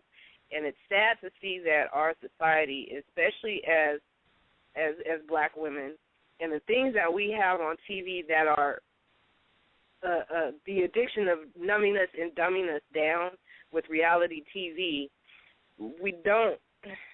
I'm seeing more people talk about Scandal, and I'm seeing more people talk about the Real Housewives stuff. And we all know from this side as writers and you're as a comedian, we know that's a part of Hollywood and it's staged, and it's not really real. It's just an evening drama, really. But we have to at some point be tired of it and stop complaining about it and just deal with our own issues instead of walking around like a zombie with rose-colored glasses and deal with the truth. I don't know why we're doing that right now, and it could be because of TV, it could be because of being lazy, but I wish we could change, and I've been trying, and I tell Dia for like the past couple of months, how can we change? How can we get our sisters to finally say, I'm tired of complaining, I'm tired of these addictions, I'm tired of sleeping around. How can I heal as a human being? And, I mean, with some of the clues and hints that you're dropping tonight, that is a way to get to that point. But I wish we could do more, like, sooner, and I know it takes years, but I just get frustrated. Right now you're just hearing my ramble frustration. Sorry. No, I understand that, but, that comes from a place where a person has to really want that, and we can want it for them, but until they want it, they're not going to do anything about it. They have to get sick and tired. The same thing with anything. You got to get sick and tired of it. That pain has to motivate you to do something better. But if you've been beat down all your life and you don't know your self-worth and no one ever told you that you're better than that, there's no one there to lift you up, you may stay under the foot of that man because that's all you know. You may have seen it. It could be a cycle. And sometimes the cycle has to be broken, but you have to realize that you're worth more than that. If you say you don't need to be able to jump high, you need to be behind the glass with the lock on it. You're valuable. That's why I always tell people, someone tell you today that you're beautiful, I'm telling you, you're beautiful. Don't look for it in the magazine because you're not going to find it in the magazine because that's all fabricated, airbrush. Don't even believe that hype. You are who you are. I love you as who you are. Right. Are you seeing? Well, you're saying it. Go ahead, Dia. No, this is with her saying it. I'm just picturing the onion because I'm graphic. I'm just picturing the onion in my head, and when you're the onion, and someone tries to peel that layer off of you, you're not ready for it. And even though they may get that layer off of you, just like an onion, that layer that's on top is going to dry up. It's going to become brown. It's going to become hard. It's going to become rigid. It's going to become crackly. I'm just graphic, and I'm just seeing like when we peel the onion. You have to keep peeling, otherwise the layer outside of you becomes hard and crackly, and it's instead of working with the elements, it's now built up a resistance to the elements that ends up cracking them, and they don't even notice it. They don't even notice that the cracks are coming from they're building up a wall that they need to let go and break down and just keep going to the core. And when it comes to onion, especially when the onion's in soil and sun and it's trying to grow, that it never stops because there's always something in the middle again that needs to come to. I'm sorry.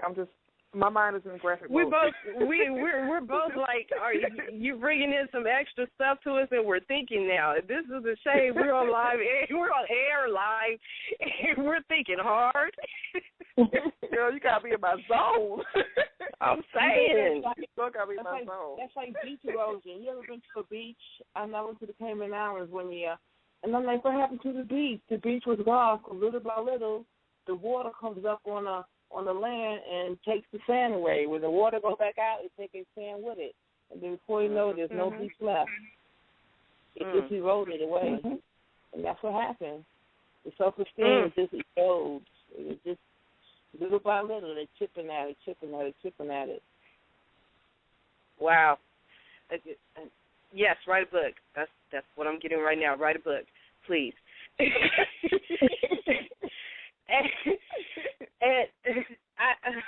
Baby, like I said, I love you. And I know I'm not trying to be like a groupie or anything. It's just I love conversations where you're getting something out of it, and it's allowing your mind to expand and think of more than just the everyday thing. You're allowing us to grow and learn and see something in a new light, which I guess is what you were doing as a comedian. You're allowing people to see something in a new light. And it's a beautiful thing when you have that ability to draw people in and also like you said, when they leave the show, they're still saying, why did she say that? What is? That's beautiful. That is a gift that not everybody has. So thank you for being that vessel. Well, you're welcome. Mm-hmm. I always say to people all the time, they go, girl, I know you. I'm like, no, you don't, because I know myself. I grow daily, so each day I'm changing. Oh, I love that you said I love myself. Ooh. Oh, I can go to so many Bible verses.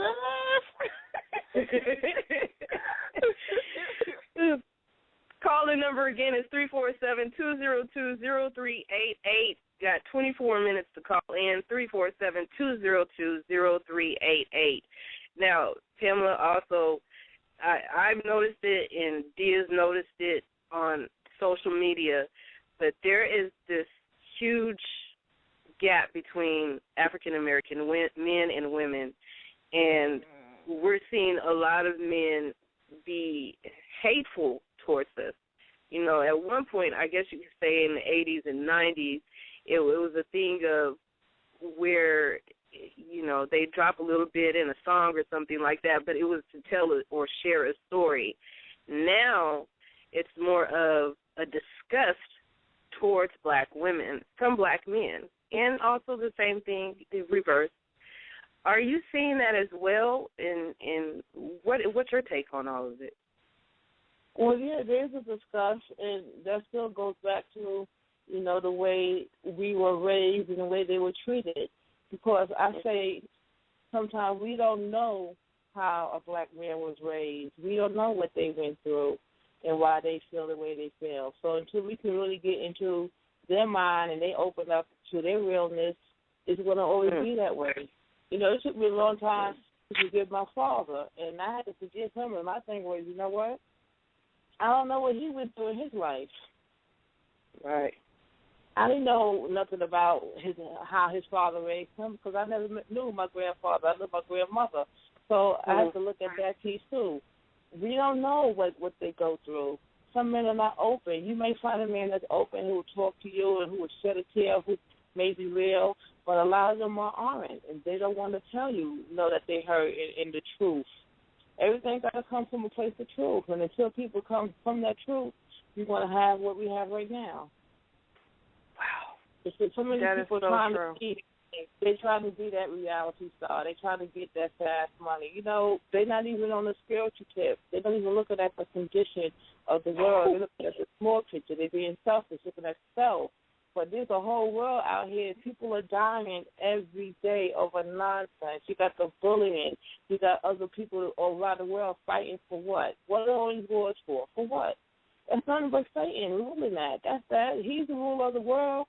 That's the air we breathe every day. He couldn't give Jesus the kingdom if he didn't own it.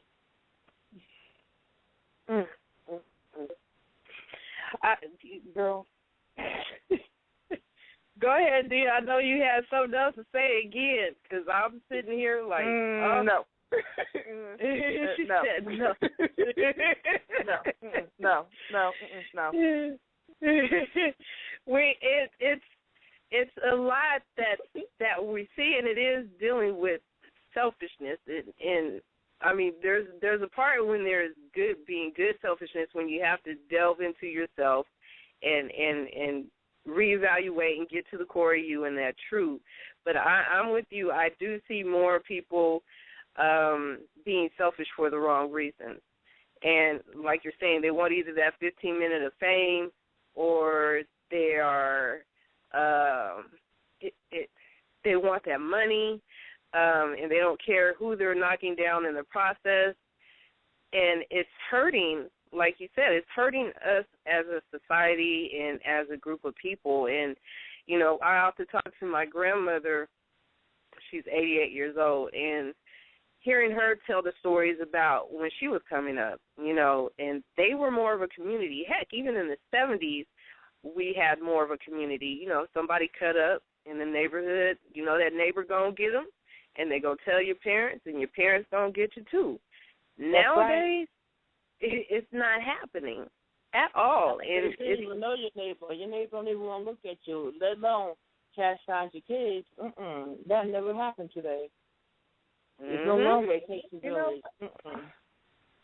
when it comes to that, I can't help but think about the single mom, because there was a time when the single mom wasn't a problem. And, she was doing the best she can what she had, and the neighborhood helped her. And there was no difference between a single mom and the married mom, because, most of them was at work or they was at war or whatever. And we all stuck together.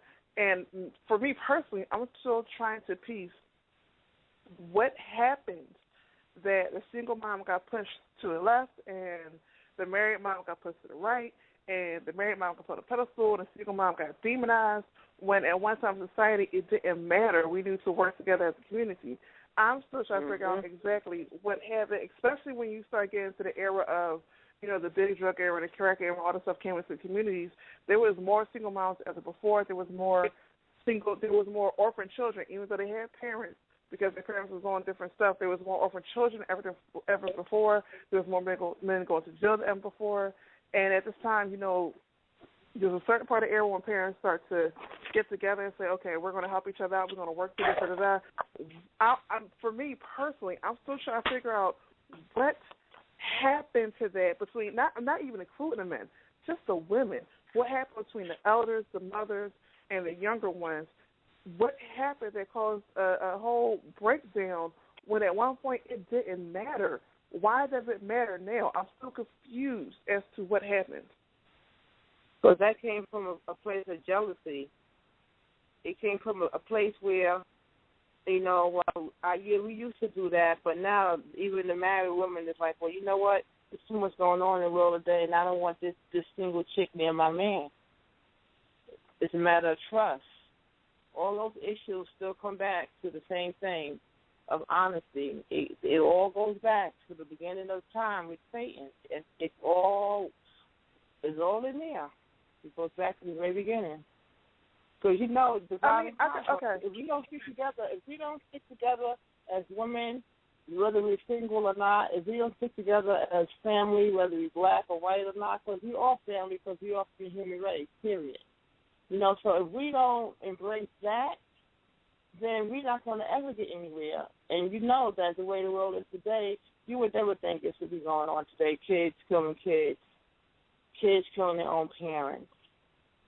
What 2 Timothy 3:1-5 said, critical times hard to deal with? Well, honey, we're here. That's today. That's no longer a scripture you can read and go, oh, we're not there yet. No, we're there. When they ask you what's the sign of the end of the system of things, what did Jesus say? Wars, rumors of wars, earthquakes, pestilence. That's all today. You think of the world the way it is today, on a world level, how do you think the world will be in another 10, 20 years? If we like this today, it's just 2014. What kind of future do you think our kids are going to have? It's frightening to think about it. And, when I talk to some of these young kids, they don't see a future.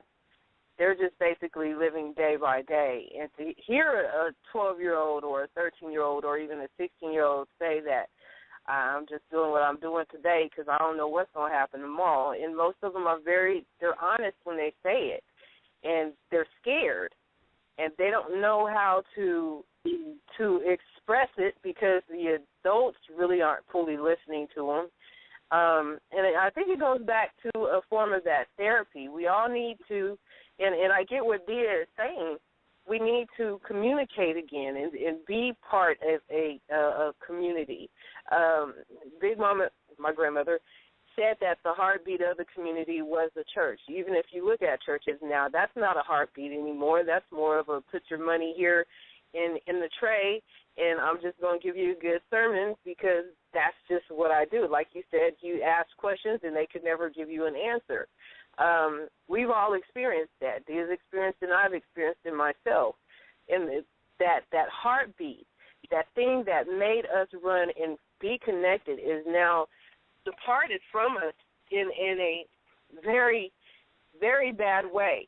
But I believe that there is some form of way of fixing it, or not even fully fixing it, but building and using that therapy, at least as women, gathering together as they did in tribes and things of that nature, to where we could build and communicate like we're doing tonight. Have conversation. Be truthful and honest about it without any ill intent or ill will towards somebody when we're talking. If we could do that, then there is a possibility that the rest will fall into play. Thea was talking about the separation between the mothers and single mothers and the married women, and how there's a distance between them. I see, this is just what I see, there came a time, I guess in the 90s, when we saw the Huxtables on TV, that, right. We have to leave the community and the hood behind. Even though we're revitalizing the neighborhood, we're going to live away from the hood and, get our degrees, and I'm Dr. So-and-so, and, they put themselves in a certain light. And then they left everybody else behind, calling us you people. I hate hearing that. When I hear teachers, especially teachers, say you people, like they're no longer included with us. Mm-hmm. If they could get back to that and say that we, us, united, we could build and grow. When we saw Miss Ruby Dee passed away and Maya Angelou passed away, that said a lot to me in itself, because those were women that knew community had a strength, and women together had a strength, and we could build and grow. But we have to get back to that and stop being, as you said, selfish and idolizing one another, and stop worrying about these titles that make us appear like we're more when we're living in the dumps deep down inside ourselves. If we could get back to the truth and who we are, like I said, everything else will follow. But we have to start, like you said, we have to want it and desire it, and be honest and deal with those things. That little girl who was hurt, molested, touched by somebody, when we start talking and gathering together with other women and saying that, sister, that happened to you too, I'm listening. I'm not going to tell you what you should do or what you need to do, but you know what, I'm just going to sit back and I'm going to listen, and then I'm going to share my story with you as well, because I understand. Exactly. Once you do that, we're going to be there. I really see that we can't change. Right, because right now we're all wounded. There's not one person that's walking on this earth, male or female, that's not wounded in some way, shape, or form from the cycle of life as it is today. Right. And you know what? That's a trip that you said that, too, because when you, and I don't know why I'm bringing up funerals, but that's when we tend to find out you got an auntie that you never knew that she was an auntie, that your daddy had extra children outside of the marriage, or that, your grandmother was raped or molested. We don't talk about those things, and now is the time that we do talk about what happened to us. Like you said, we're all wounded. I freaked out, and even when you said about your father, you used to hate your father, and you'd never heard me before. We just met yesterday. But on previous shows, I talked about the time that I forgave my father was when I was down there in Georgia, and he was laying on the bed, fetal position, crying like a baby, saying that my kids do not love me. My kids, I tried to do everything I could for them, but they don't love me. They can't stand me, and all I'm doing is what I can. When I heard him, I heard a man, finally. I let all that anger and resentment and hate behind, because he was a human, and I couldn't hate him anymore. And it takes that, all of us, to get to that point and say that, you know what, maybe this brother is suffering through something, but I'm not going to force him to tell me what it is. I'm just going to sit here and listen. Exactly. And speaking of that, you bring up today, when you see the people in the street, the homeless people, and you wonder what happened or why they're out there, you need to listen to what they're saying and they're rambling. They are telling you their stories. They're telling you that they may have had mansions, they may have had money, they may have had good jobs or husband, and the tragedy came and they couldn't deal with it, and you broke them. Mhm. Everybody has a story. Yeah, it wasn't born out there like that. No. Right. And we have a caller, too. And for those who are listening, the number is 347-202-0388. Press the number 1. 9 minutes to call in before we go into overtime. We're going to do a little bit of overtime here. I think I know who this is. Mike, what's up from Chicago? How you doing, sir? Oh, fantastic. A whole lot of good is up. Oh, man. What up, Mike? Hey, Dia. Hey, Pam, great hearing you. I just wanted to say, man, I think to kind of, help out with I think one question is, despite the amazing things we're able to do with technology, I think the one drawback of it is that it has cut us off from people, and I think that's why, even maybe 30, 40, 50, definitely longer than that. I think that, all the movements, all the social movements and everything were able to take place because of the fact that, there was a common struggle.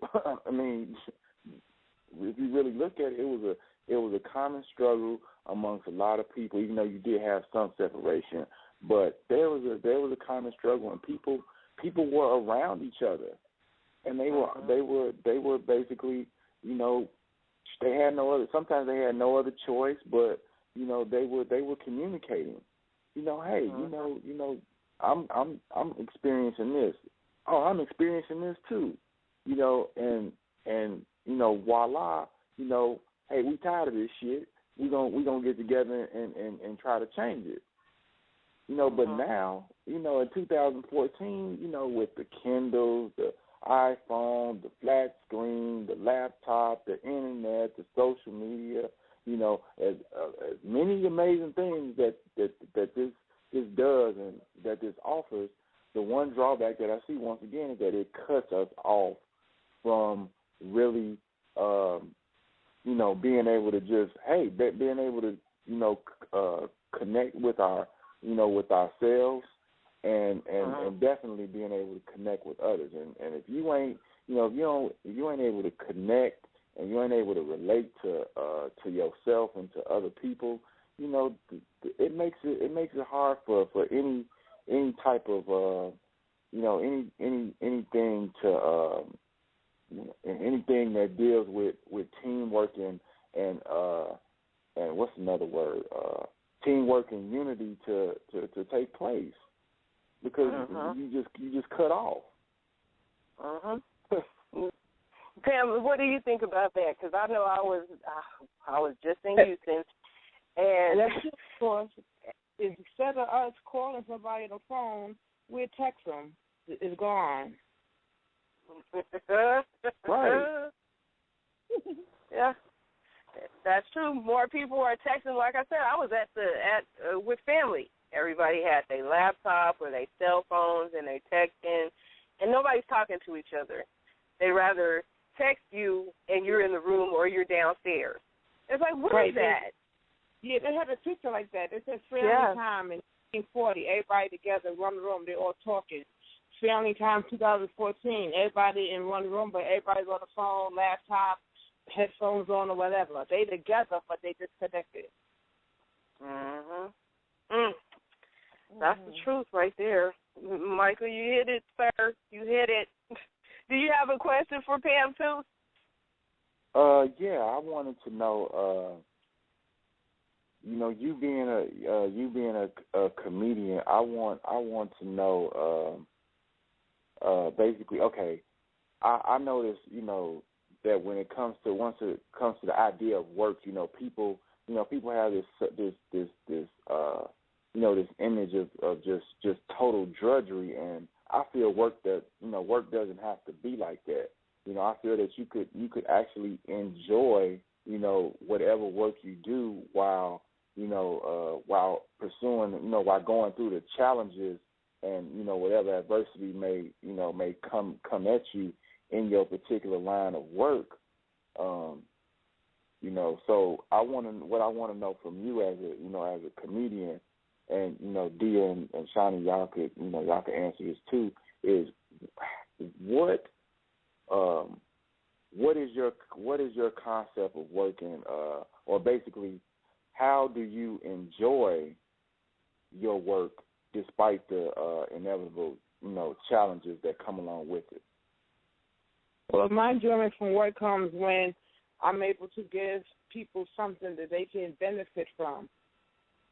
If I'm able to give you the best of me and you're benefiting from that, then my work is what my purpose is my work. And if you could feel that, then I'm happy, it's successful. But if you at some place and there's no happiness, like when I was working in corporate America with no happiness, I was walking with every day with a smile on my face. And they couldn't understand why you smiling. They couldn't see you smiling in spite of that. I said, I woke up this morning. I have a job to come to. Whether y'all don't like the job, it feeds you and it takes care of your family. So be grateful, because some people don't even have that. So you make the best of your situation. And if you don't like your situation, then you pray yourself out of it. That's what I always did. I never knew my next job was going to come. I packed up my box before I had a job. And they would say, what are you doing? I'm packing. You got a new job? I go, no. So why are you packing? Because I'm leaving. But where are you going? To a new job. But you don't have one. I said, I know I don't have one today, but before my office is packed up, I will have one. And it never fails. Put that thought into motion. You got to have that imaginary board, visualization. I see it. I could achieve it. If I want it, I will get it. That's right. Speak those things that are not as though they was. Girl, I'm trying to tell you, you got me all in here in the back of my mind. Pull those scripture versions. I'm trying not to go there.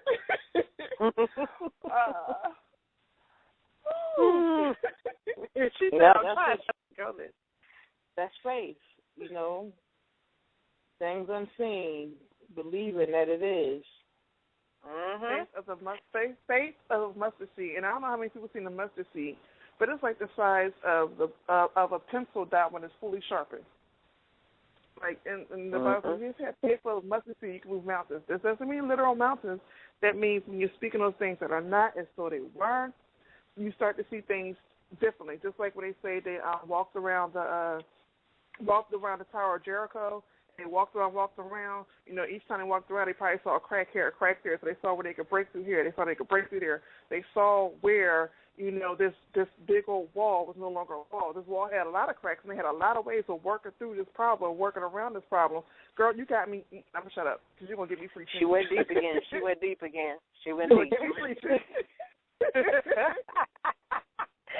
347-202-0388. You guys got 1 minute to call in. We're going to go into a little bit of overtime. Again, 347-202-0388. 1 minute, 43 seconds, and then you're going to be shut off. But now, I personally have to bring this up. Anyway, I personally have to bring this up just because, you spoke about the married woman being jealous, and I know you didn't know this, but I am married. And the reason I'm bringing this up is because what you said is a very valid point from a single woman. And one of the things me and Shani have found was reaching out to other women, because Shani's single and I'm married, and our friendship works. We get each other. She's there for me, I'm there for her. But when it comes to broadening that out to other women to bridge that gap again, we find it very hard for married women and single women to get over the lies we tell ourselves, because that's really what it is, the lies that we tell ourselves on both ends, to come back together as women. So my question to you is, from the standpoint of a single woman, is there any questions you want to ask a married woman? And I'm putting myself out there because obviously I'm the only married woman on the line. But is there any questions you want to ask a married woman as far as how we can work together, married and single, to get over this? And, of course, I'm going to have questions, to single women. Shani, no, they ain't nothing new. We've had these talks. But one of my main goals is getting, again, not to exclude you, Michael, but, this is a woman thing. And I do believe, women need to stay. Men can band together, married, single, whatever. But women need to get back to that point where we band together, because we are the heart of the community. We are married, single, or otherwise the ones who raise the children because they're in our house. So, exactly. one of the things I that's on my heart to do, I should say, is to bring it back together, whereas we can get an open dialogue, and no matter how emotional it gets, still push through it so we can break down, the lies society taught us, the lies we taught ourselves, so that we can get back together and be in a community again. So I personally, since we're going into overtime, overtime, we always get way deep. Is there any questions that you have that I'm not saying I have all the answers, but maybe I can try, so that we can, at least on this show, try to bridge that gap so people listen and they go back and they talk to either that friend that got married or either, their mother that was married and divorced. Now they start having an open dialogue and bring it back together where it's supposed to be, where it's not about us and our issues, it's about the children, so that the children, no matter which household they're growing up in, they feel whole, they don't feel half, they don't feel like they're missing something. Right. And this is for the listeners. Yeah, go ahead. Okay, now for me, I have a lot of friends that are married, so I don't fall into that jealousy because of a sister is married and got a mate and I don't, but I do see that a lot. And the reason why I said that because, again, I got to bring it back where it comes from. Satan is tricky, and you have to be able to build that trust with that single woman to know that, she understands that y'all have a relationship, be there for her and vice versa, and you're not worrying about her being around your man because your husband is like her brother. Y'all like a family, you know what I'm saying? So that's a beautiful thing because I experience that a lot. I have a lot of married friends. Like my daughter's married. I'm single not by choice. I'm single because I haven't found that mate yet that could come to me on my level. And I'm not saying that he has to be exactly where I'm at, no. But like I told Shani, I can go deep. I'm not a surface person, so I'm not going to let somebody trample on my feelings. I did too much work to get me where I am today. So if a brother's going to come to me, he has to come correct because I'm not looking for a man for a paycheck. I'm not looking for a man for anything but companionship and love because I come from a place of love and acceptance.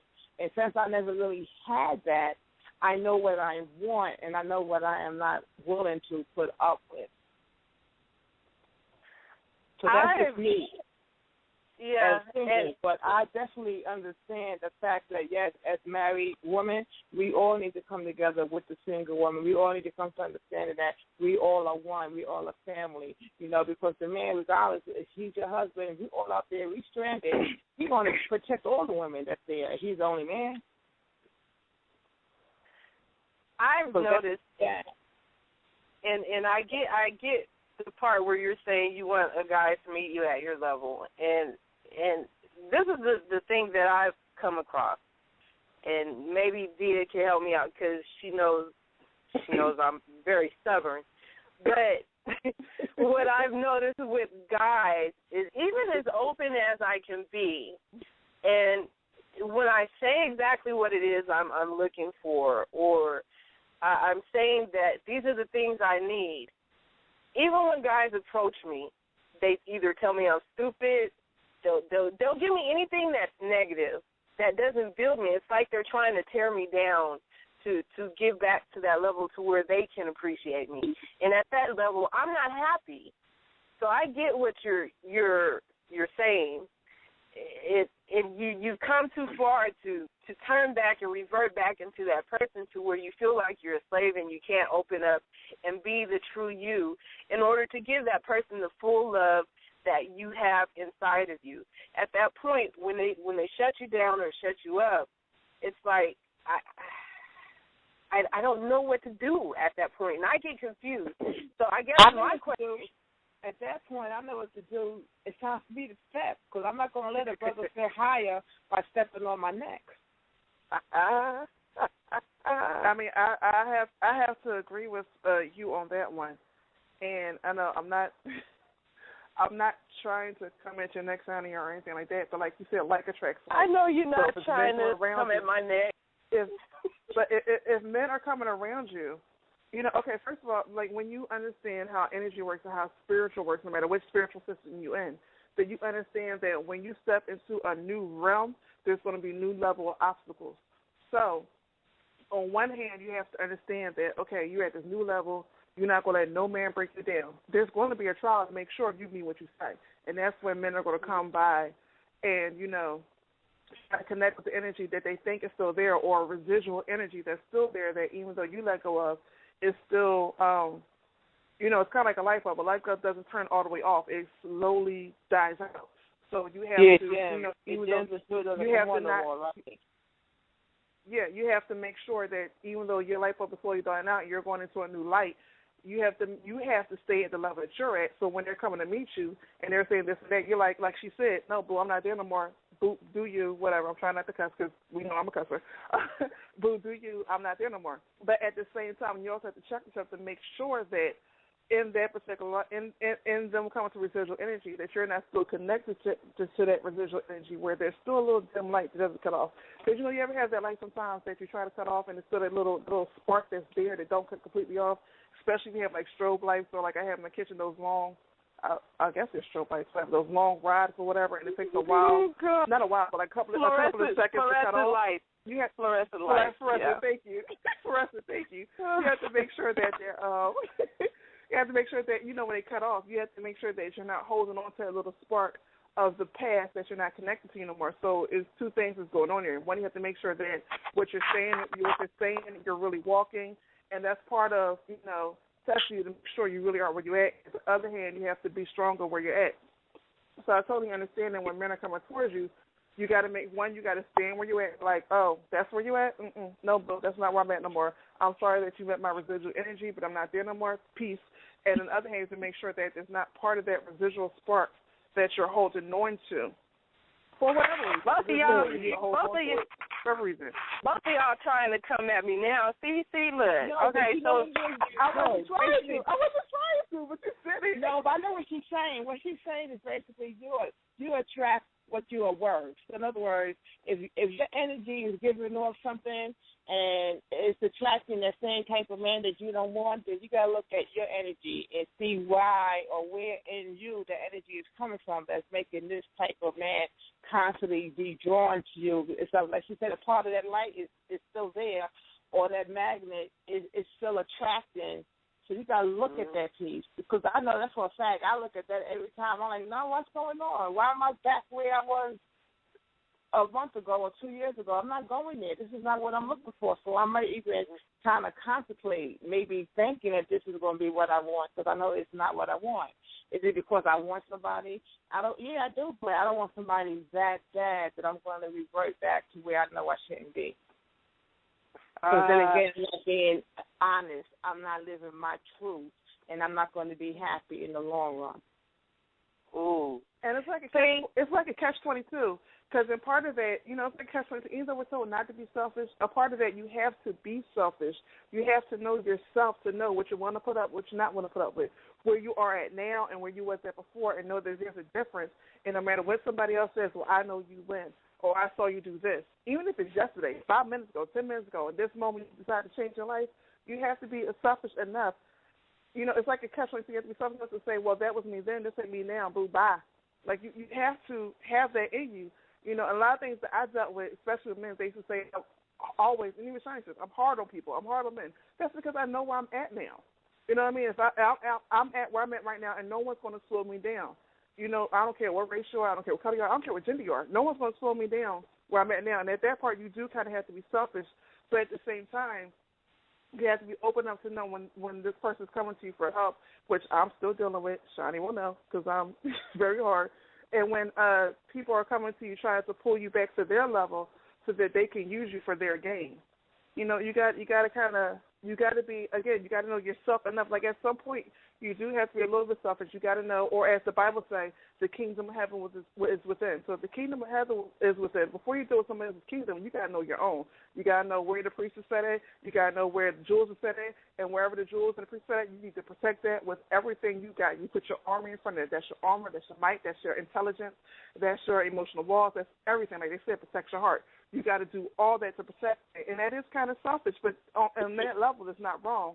Before you let somebody get that close, because when you first meet somebody, even though you're saying they're cute, this and that, you don't know whether they're an enemy or not. Like they say, they come in sheep's clothing. You don't know exactly where they're at first off. So you got to protect yourself and have a barriers. And then you know at this point, okay, are they hurt or are they just really a sheep? Because if they're hurt, okay, I can help you, but I need to keep this guard up. You're not getting past this fence. Or you're a sheep, you're not getting past this fence. No, I got daggers for you. You got to kind of know. Right. Yeah, that true. Comes with knowing yourself. You want to hurt me. Yeah, you're right. I agree with that. See there, look at y'all. Look at both of y'all trying to teach me. Listen,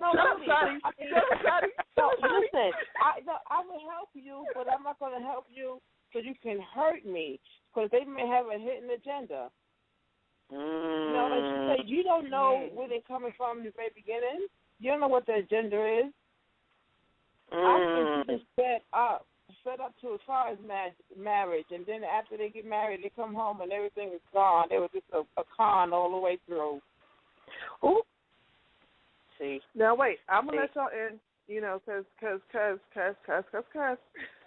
a lot of people have the wrong ideas about marriage.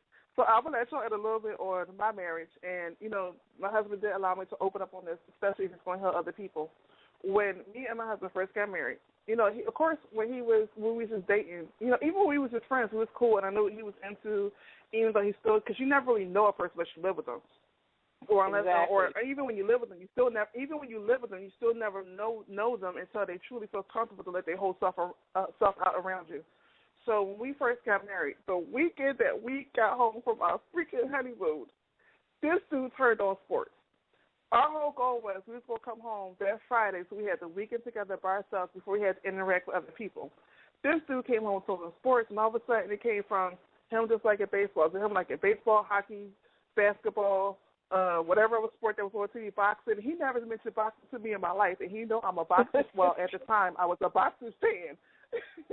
So even then, when that happens, when the people let their whole stuff to you, you still have to look at yourself and say, okay, I know we did this in front of other people, but if we're going to do this together, you need to talk about it, because a lot of times we hold stuff in. You need to talk about it right then and there and get the situation handled. And one of the things we did talk about it was right then and there, like, oh, wait a minute, because there's always some type of sports going on all year round. You're not about to do this, especially planning on living life together, and we plan on having kids. You're not about to be that sports dad that's never home, always working, or watching TV, and blah, blah, blah. So we had that conversation. A lot of people don't know how to have that communication, and you need to have that communication, before. I mean, part of it, I have to admit, is my fault, because before we got that far, we should have had more communication, even though we did almost a year of premarital counseling. When it came to sports, there was one question that was not touched. So you need to have that communication where you're open and honest with everything. And I do believe that's one thing that's missing in relationships. What if he don't like the same football team? What if he don't like the same football team that I do? I'm done. You gotta like the Texans. That's when I was just joking. I'm just saying that's when you need people like Pamela who could teach you how to joke and move on. Shadi, you know me. You know how I feel about football. Period. And I know. Still married. I just want you to know that. You know how I feel about football. Me and Jermaine are still married. So you got to know how to, just laugh it off, have each other, ha-ha, and then learn how to compromise and blah, blah, blah, and all that other stuff. And I forgot my point at this point because you didn't say what if you don't like whatever, the team, and you just messed me all up. Well, Pamela had a point, too, though. What did you say, Pam? What? Changing the subject.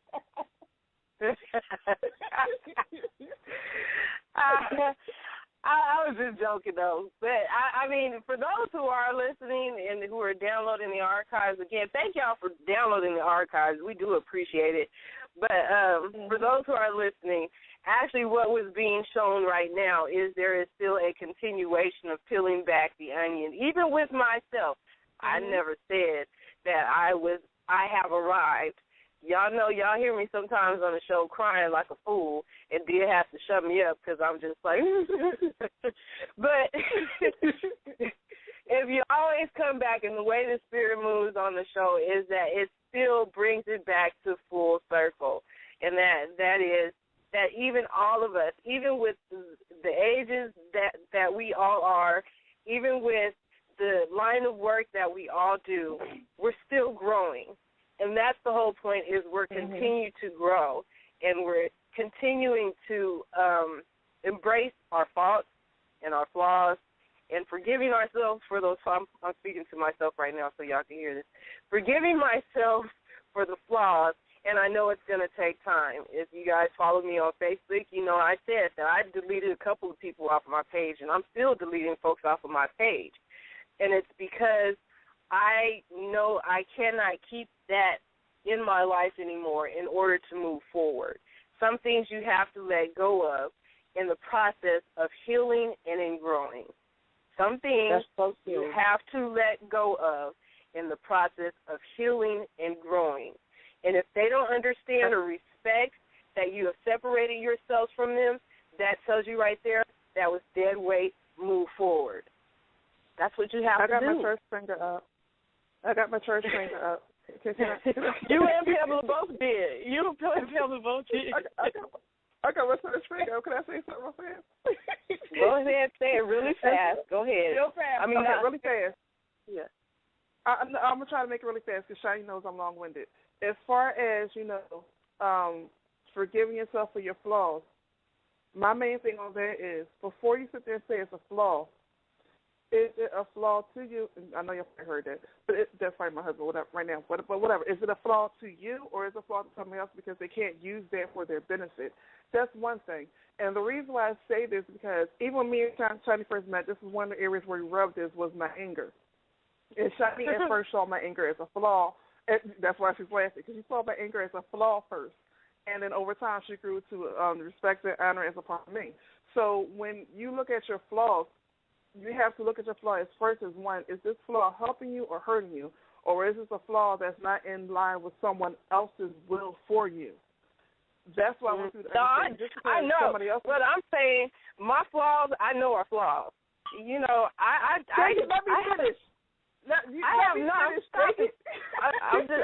I'm just stopping you real quick for those women who don't run away. I mean, I get what Dia is saying. Some of those things are beneficial for you. She uses her anger and will to fight, and that's what she does. But for me, no, not to fight, not to fight. I have to correct it. I don't use it to fight. I use it to create. To create. Okay, well, to create. I don't use it to fight. Okay. I use it to create. Okay, so, she uses it to create. Okay. But let me say this. That's the point I was making, but go ahead. Hush, married woman. Now.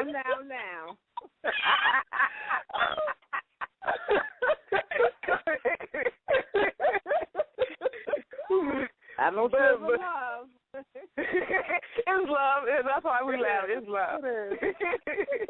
But for the single ladies, sometimes you just gotta say this is ugly inside of me, and I know why I'm doing this. I have that issue with reaching out to people for the wrong reason. And when Pamela, you said it earlier, when it was with the separation between you and your father, that little thing still pops up in me. So I'm still at times searching for a father figure. That is a flaw. And that's what I'm getting at. So when I'm looking at relationships, it's like, oh, well, how can he provide for me in the wrong way? How can he love me in the wrong way? That's what I'm saying is a flaw. And so I start researching. This is my thing where researching is a beautiful thing, but at times it's a bad thing. Because when we're all on social media, like Mike is saying, sometimes I'll be on social, ooh, what's he saying now? Who he talking to? Ooh, what's that about? Ooh, who is she? Oh, I don't know her. Let me go to her page. Is she married or single? Oh, she's married. Okay, that's good. No, wait a minute. Something ain't right. That's a flaw. That's a very bad flaw that I have, and I know I need to break that. The kind that Dee is talking about, the anger. That, some people would say that I love deeply. That I wouldn't say that's a flaw. That's something that is just a part of my nature and being. But that being nosy, and trying to find every little tidbit about a guy who just said hi, or he just gives you a little bit of insight on his life just for the moment because he has nobody to talk to and you just happen to be there, and you're not the desired one, and then you see somebody responding on his post and you're trying to figure out who all these girls are, that's a flaw, which we all need to break as single women. Now, with that being said, Pamela, what you got to say, boo? That is so true, because I have done that also. I have to admit my truth with that. Yes, that is a flaw, and that's something that needs to be worked on, because why are we delving into their lives that way when we know that there's still a healing that we need to get through? Right. Because if there wasn't a healing, we wouldn't be doing it the way we do it. That's a flaw, yes. Yeah. I don't know why it is we do that. I ain't figured it out yet, and I need to tap into it. Why is it that I want his attention? Why is it that I am searching so deep for him to give me any type of attention, so I'm just going to do whatever it is I need to do to get his attention when I know I'm in the wrong? And I'm researching all these girls. You didn't get that attention from your father. It all goes back. See? Your father is your first male crush. That's your first love of a man. And if you don't get that from your father, you're going to be always searching for it until you come to terms with it. And what is Dee over there saying? What is she saying? I'm saying that's muted, this is the part. I'm saying muted because this is the part where I disagree. And Shani always say I'm the exception to the rule, so I'm just keeping my mouth shut. Y'all do what y'all do. Okay. Yeah, you are the exception to the rule. No, I haven't heard her piece on that, so I like to hear it. Okay, go ahead, dear. Well, it's just that I'm not going to say that I had the best father in the world, because I didn't. But my issues never came from my father. My issues came from other men outside of my father. As far as me, let's just say I didn't hate my father. I didn't start hating my father until my brother was born. And that's because I've always been a very logical person. So I figured when I was born that, I don't know the circumstances of my birth. And by the time I got to, a certain age, and I know the women in my family, and the women in my family are crazy as hell. I get it for a reason from somewhere. So in my family, they're crazy as hell. They know how to drive a man crazy. They know how to drive a man away. And someone in my family has actually drove the men to addictions. And I am not exaggerating on that. They were fine before they met them. After they met them, they were addicts. So I know how women in my family are. So with that, growing up, I never actually just said, my dad. I always gave him the benefit of a doubt that, I don't know the circumstances of my birth. I don't know if my mom got pregnant and he didn't want me, but, they were married and he said, okay. I don't know what went down with that. So I always gave him the benefit of the doubt. But when my brother was born, I know for a fact, because I was there, that he wanted my brother. And, for the first couple of months and towards the end of the pregnancy, he started acting like an asshole. That's when I started hating him. I'm sorry, I didn't mean to cuss. It comes sometimes. But that's when I started hating him. But even in that, I realized that hatred was still driven from, by that time, other situations that I had been through with men. And I've healed from that since then, but this is what I'm saying when you say the first thing is from, your father. And I'm not saying that's the perfect father, because he was an alcoholic. He also was on drugs, even to this day. He will not admit it. And he also was a Vietnam vet dealing with PTSD and all that other stuff. And he was totally out of his freaking mind. As a child, when you're first growing up, and you start to think that it's normal until other people interact with you. And because I'm so logical, it still didn't bother me until, again, my brother was born, and that's when I started hating him. So when you say that, it's just like, he wasn't the man that, made it an issue in my life that I started to hate. That was my first. It wasn't that. That's what I mean when I go, like as Shani always say, I'm always the exception to the rule. Because by the time I started hating my father, I have always been through. This is where we have the difference, and you're saying exactly. you're the exception to the rule, and what I always tell you is your father was there, and you know how that conversation always ends up is like he was there, but he wasn't there. It's up in an argument. That's always argument, because he says he was there, and I'm like, there where? Where the hell was he there at? So we always that's where we to this day we still disagree on that, because she said he was there, and I'm like, there where? Punching me in the face? they're aware. When he was in the basement, high as hell, whatever. Someone saw fight me, hit him with a cane and stuff like that. I'm like, what the hell you mean there? But again, over time, me and Shani learned that even though he wasn't the best teacher, he still was a teacher. Even on his own way, it wasn't, of course, in society the best way to teach a woman how to defend herself. He still, in his own way, taught me how to stand up for myself, what by choice or force. He still taught me in his own way to stand up for myself, right. And I had to realize again, and I learned this through Shani, that other women didn't, positive or negative, a lot of women didn't have that. So yeah, again, like, a lot of us, this is where we disagree at, and this is what she says, I'm always the exception to the freaking rule. Because there's some of us who didn't even have that example. I mean, you know, I tell women that there are other father figures around. Even though they're part of your lineage or bloodline, it's still not the same as it being your father. And there's something, be it a bad situation between you and your dad, like you were saying with the him in his PTSD and the arguing and all of that. Even though it wasn't a good foundation, he was there. Some of us don't even have any foundation. And we're searching, and we're constantly searching. This goes back to why I'm constantly searching, and that's I got what Pamela was saying. But this is why I'm constantly searching on these guys' websites and in social media sites. I'm constantly searching so that I can pull this person in so that they can accept me.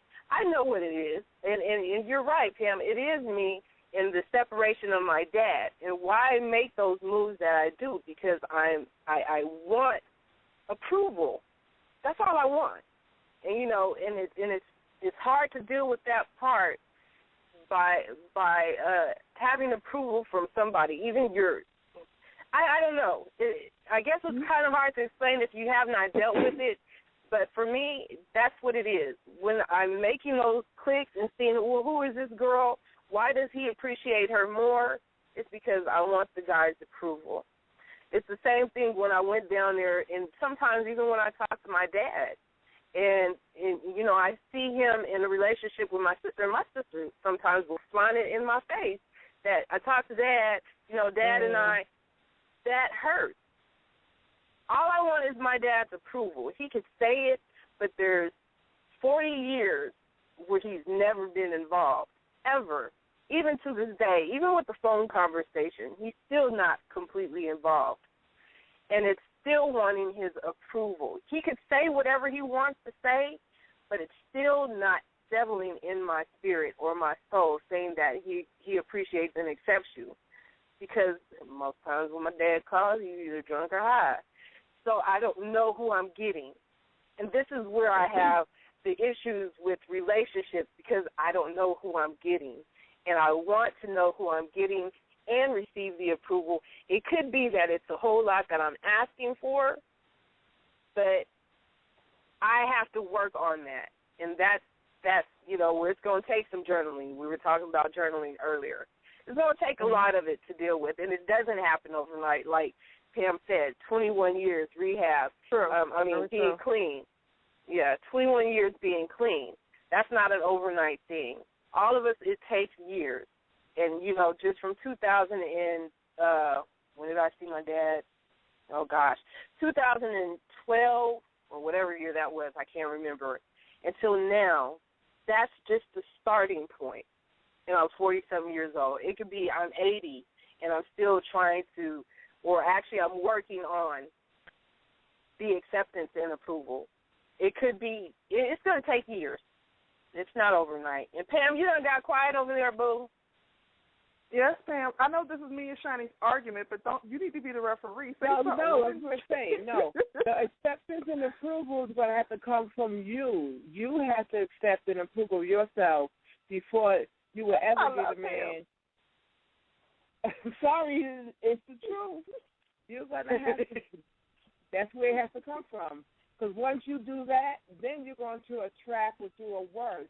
Right now, you don't think you're worthy of acceptance and approval. But if you did, you wouldn't have to seek it. It would automatically come to you. I'm where you're at, sister. That's why I can tell you that honestly. Oh, see. It's more than that. We're going to be talking shit. I'm happy you said that only because those shawty's going to get me, but because what most people miss, because I'm married, most people miss it. I was there a long time. I was there when I was 17. And, you know, even though I was very sarcastic and I made jokes about it, you know, I got to a point where literally I was fighting a friend's girlfriend over something that had nothing to do with nothing, and she busted me in the back in a bottle. And I literally snapped. And when I mean snapped, I don't know what happened. I just remember waking up, or coming back to myself on the sidewalk in handcuffs. And that's when I said I had enough.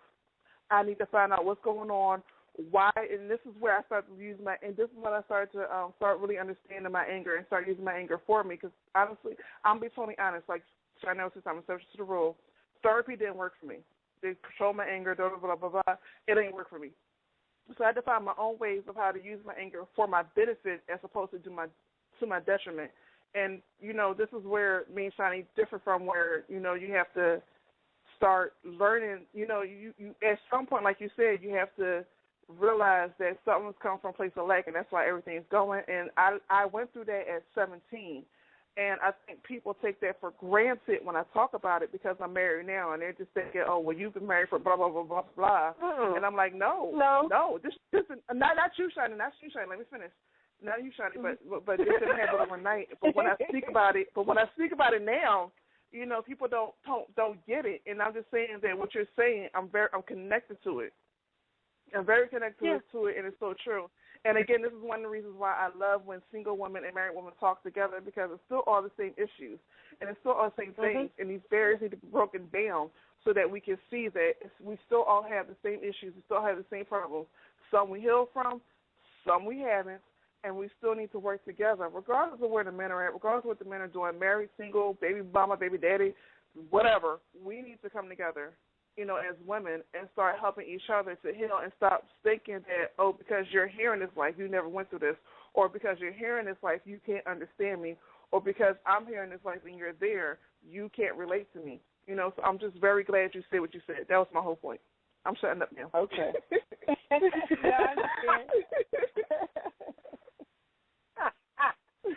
Oh, man. And then, too, Pamela, you're saying the same thing that Dia tells me offline, and that's the other reason why she's thanking you. She didn't want to say that, but because it's somebody else. I was trying to somebody else. I know you were, but it's somebody else aside from her that's in agreement and saying the same thing to me, and then you're also saying the same thing. Yeah, because I'm like, I'm not. You know, I was a little, you know, I was a fat girl. I wasn't a fighter, not until I got older, which was crazy. But, you know, Dia has a certain strength that I don't have, and that's why it's like, you don't understand me. You can't get into, you know, that bull that we always tell ourselves. Exactly. So you know, I get where she's coming from, and I know what she's saying, but it's always better to hear it, you know, also from the single side. And it's just good to hear it again. It's confirmation, you know, when two or more come together in agreement. Right. Mm-hmm. Yeah. Woo! Yeah. I wasn't trying to pull out no Bible verse, y'all. Go ahead. It has been confirmed. Go ahead, Pam. It's your hour. I even know it's not 2 hours and 30 minutes. And I think we still got like 4 questions that's on the table. I know, right? We're going to have to continue it for real because I see. We need to do a part 2. Know, yeah, we're going to do a part 2. But I see, I know you're talking about the stage and stuff, but it's just, it's either the book or being on stage or something. I see something in the future, and we would love to have you back with us so we can continue the conversation. Most definitely. I would be glad to come back. Yes, I would. Love that for real. But how can people get in touch? I have Twitter. I am at RatedPG 15. Mm-hmm. Awesome. Okay. Okay. My Instagram is Paradise815. Okay. And of course my Facebook. I also have what's my email? I have so many. Which one do I want to give? Girl. That's a businesswoman for real. She was like, I got several numbers. I was like, what? You like me? You got like 4, 5 phones. I'm trying to figure out which one I'm going to give y'all, because that would be the official business number. my email is RatedPG. I keep it with the RatedPG, 1243. Okay. At AOL.com. Baby, we got to get you on some Gmail. I have Gmail too. Can I just say this? I think my Gmail is RatedPG. My Gmail is RatedPG 15PG, I think, at Gmail. I have like 3 Gmails. Okay, yeah, we'll hit you up on the AOL because it took you a minute. No, I have to remember because I got 3 Gmails. I have so many different. You don't understand. I got another one for my other business for body shaping. So I got 3 emails. Girl, you doing everything. See, I love you. I just had a little scream because me and Shani was trying to figure out Twitter earlier. And I was like, it's this one. And I was like, I know I found this one because I gave her the wrong one at first. And I was like, it's this one. She was like, we're going to wait till she answers us. And I was like, I know it's this one. So I was just saying, Shani, I was right. But go ahead. Whatever. My Twitter got a microphone on it, right? Yeah. No, yeah. My Twitter got a picture. No, my face on it. I think my Instagram got a microphone. Yeah. Oh, okay. Okay. And then also on Facebook is Pamela Greene / RatedPG. Not / dash. RatedPG. Yep. Yeah. That's the comedy page. And my regular page is Pamela Greene. Yep. Girl, we love it. We're gonna have you back again if you don't mind coming back. And I'm gonna be inboxing you, and then I'm gonna be calling you on your business line. Then I'm gonna get the other number and say, did you hit Jamie Foxx for me? And then I'm gonna be so crazy. Jamie Foxx is crazy. He's crazy. Leave the comedians alone. I'm trying to warn you now. I know. I know a couple of them. I know. I'm listening. But still, just a picture. Anyway. I'm going to be good. I'm going to be good, y'all. So we're, in the future, are you going to be on the show, on Wendy Williams' show? No, I'm not going to be on the show, but I will definitely be in the audience, up in the front row, believe it. Hey, boo, I'm going to be watching it, too. Let me know when you're going to be online, because I'm going to be like, there she go right there, work it. I just want you to have a question. I don't care what the question is, but just have a question that Wendy Williams will answer. I want it to be a crazy question, too, where she's like, I just want you to have a crazy question for Wendy Williams to answer. That's what I'm saying. Okay, I got to think of something real crazy, because I met Wendy 20 years ago at the Black Comedy Awards show. And she first came to New York. Woo! She come a long way, baby. Woo. Wow. Yes, she has. I know, right? I remember when Wendy Williams was in Philadelphia getting married to Paul 99 in a wedding dress, red lipstick, and Timberlands at City Hall. I remember that. She came a long way. That's when I first heard about Wendy Williams, and I was like, why is she in Timberlands with a wedding dress? Why is she marrying a radio station? What the hell is this? She came a long way since that. Yes. Yes. It's good to see people grow and mature. She'll cry in a minute on you. She is a crier. Oh, God. Really? Mm-hmm. Wow. Really? Yeah. I didn't know that one. Well, we hadn't done too much crying, and I guess that's good because would have been like, okay, so, because she's not the crier. No, because we chopped it up in so many different ways. That's why. When we got 2 carriers, you went to the topic. Right. And that's why, good. Yeah. Right. It's all right, though. And it's good to have you here. Like I say, I am going to inbox you some more because I do love your spirit and I appreciate it. And, when you wrote that post, I could feel who you were, and I still feel who you are, and it's good to put the voice with the face. Voice with the face in the Facebook. But one day we're going to meet face to face. Yeah, definitely. You will, for sure. Mm-hmm. I was just saying, I want you back because me and Shani, when we get to certain topics, we need a referee, and I see that you're just not one-sided. So I need you back to have my back sometimes when there's a bunch of seasoned women on the line. I'm like, but that's no. Stop. Wait a minute. Hey, Shani, you better get them before I go all out on them. I just think of a referee.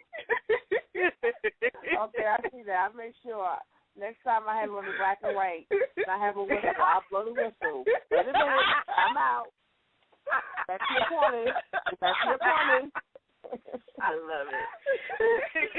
I love it. Yeah. Well, we will have some more questions for you the next time you come here. And, again, Pamela, for being here and being the person that you are, yes, and being so open and giving life to a part of your history, and also in how to heal as a woman. Much respect for you and for that, and continue doing what you do, because somebody's out there listening and somebody is touched by who you are as a person, because I know I am. Like I said, I'm coming back and I'm downloading, and I got my notepad. I'm going to be ready. Okay. Thanks, I appreciate coming. I really enjoyed it. I'm about to be your new favorite stalker, but don't be coming at me about what I post. I'm not being your favorite stalker. Don't come at me about what I post. That's all I'm saying. Okay. I'll be good to you. Listen, I won't reject you, boo. I love it. She won't reject you, girl. And again, Dia, how can people get in touch with you, Dia? People can get in touch with me? I can't even. She can't do Dia. We try to figure out. Yeah. Oh. She doesn't even know how to get in touch with herself. So just in case, while she gets her mind right, for those who want to get in touch with Dia, it's www.orisoasis.com. That's ORISOASIS.com. You can also find her on Twitter under Ori Oasis. And I can't remember the other. All of them. Yeah, all of them are Ori Oasis. All of them. Mm-hmm. Yeah, all of them are Ori Oasis, ORIOASIS, and her website is OROASIS.com. And then for those who are also listening, if you don't know, it's Shawnee Fenderson on Facebook. Yeah, Shawnee Fenderson, the author. I always got a crazy middle name, too. But you can also find me. That's cold. That's cold right there. That's right. Number love. Yeah, I know. And then you guys can also find me at mayhousepress.com for your publishing inquiries. If you are wanting to write a book, we're going to try to get, we don't get Pamela Greene signed to Mayhouse Press and Publication. I'm ready for that book. I'm just saying. I know you are. I know you are. And I need to be ready writing it, too. So, right. Mm-hmm. I'm speaking it. Mm-hmm. And then MAYLODI on Twitter. And you can find us at the Gumbo Cafe on Facebook. It's the Gumbo Cafe. Or our YouTube channel. The big shout out to Dia for doing what she's doing over there on YouTube. So appreciate that. And if you guys have any questions or topics, you're welcome, boo. If you guys have any questions, right, or comments or show topics or whatever, you guys reach out to us at thegumbocafe@gmail.com. We're going to have Pamela back here again. We are. Yes, I'm speaking that to existence. Yes, I am. Yes, and I will be there. I have no problem. I would love to, definitely. Awesomeness. Well, we ain't going to keep you up, any later. I'm saying that right now, but I'm probably going to inbox you some more. But you don't know you're going to sleep because, I got to be out of my house by 3 o'clock this morning to get ready to go downstate. So I'll be up until I'm about to go up. All right, then. I wish we had more overtime for the show. I'm saying, because we ain't even talked about the men yet. Anyway, so, girl, we're out of here. We're out of here. Wow, look at that. I know, right? Mm-hmm. We're out of here, you guys. We will see you back here next week. Next Tuesday, we're going to have some more guests. next week, I don't know if Dia knew it, but it is our anniversary. What? Yes. So I did not know that. Wow. Yes. No telling who's going to pop up on the show. It's our year anniversary with the Alpha Syndicate family. So we've been doing BTR for a minute, but yeah. Yeah. But with the Alpha Syndicate Woman Radio, it will be a year. Whoop, whoop. We lasted a year with somebody. Yeah. Yeah, we lasted a year, boo. So next week is our anniversary show again. We don't know who's going to pop up or what we're going to have on the show. You guys just tune in next Tuesday, same bad time, same bad channel. We out of here. Much love and peace.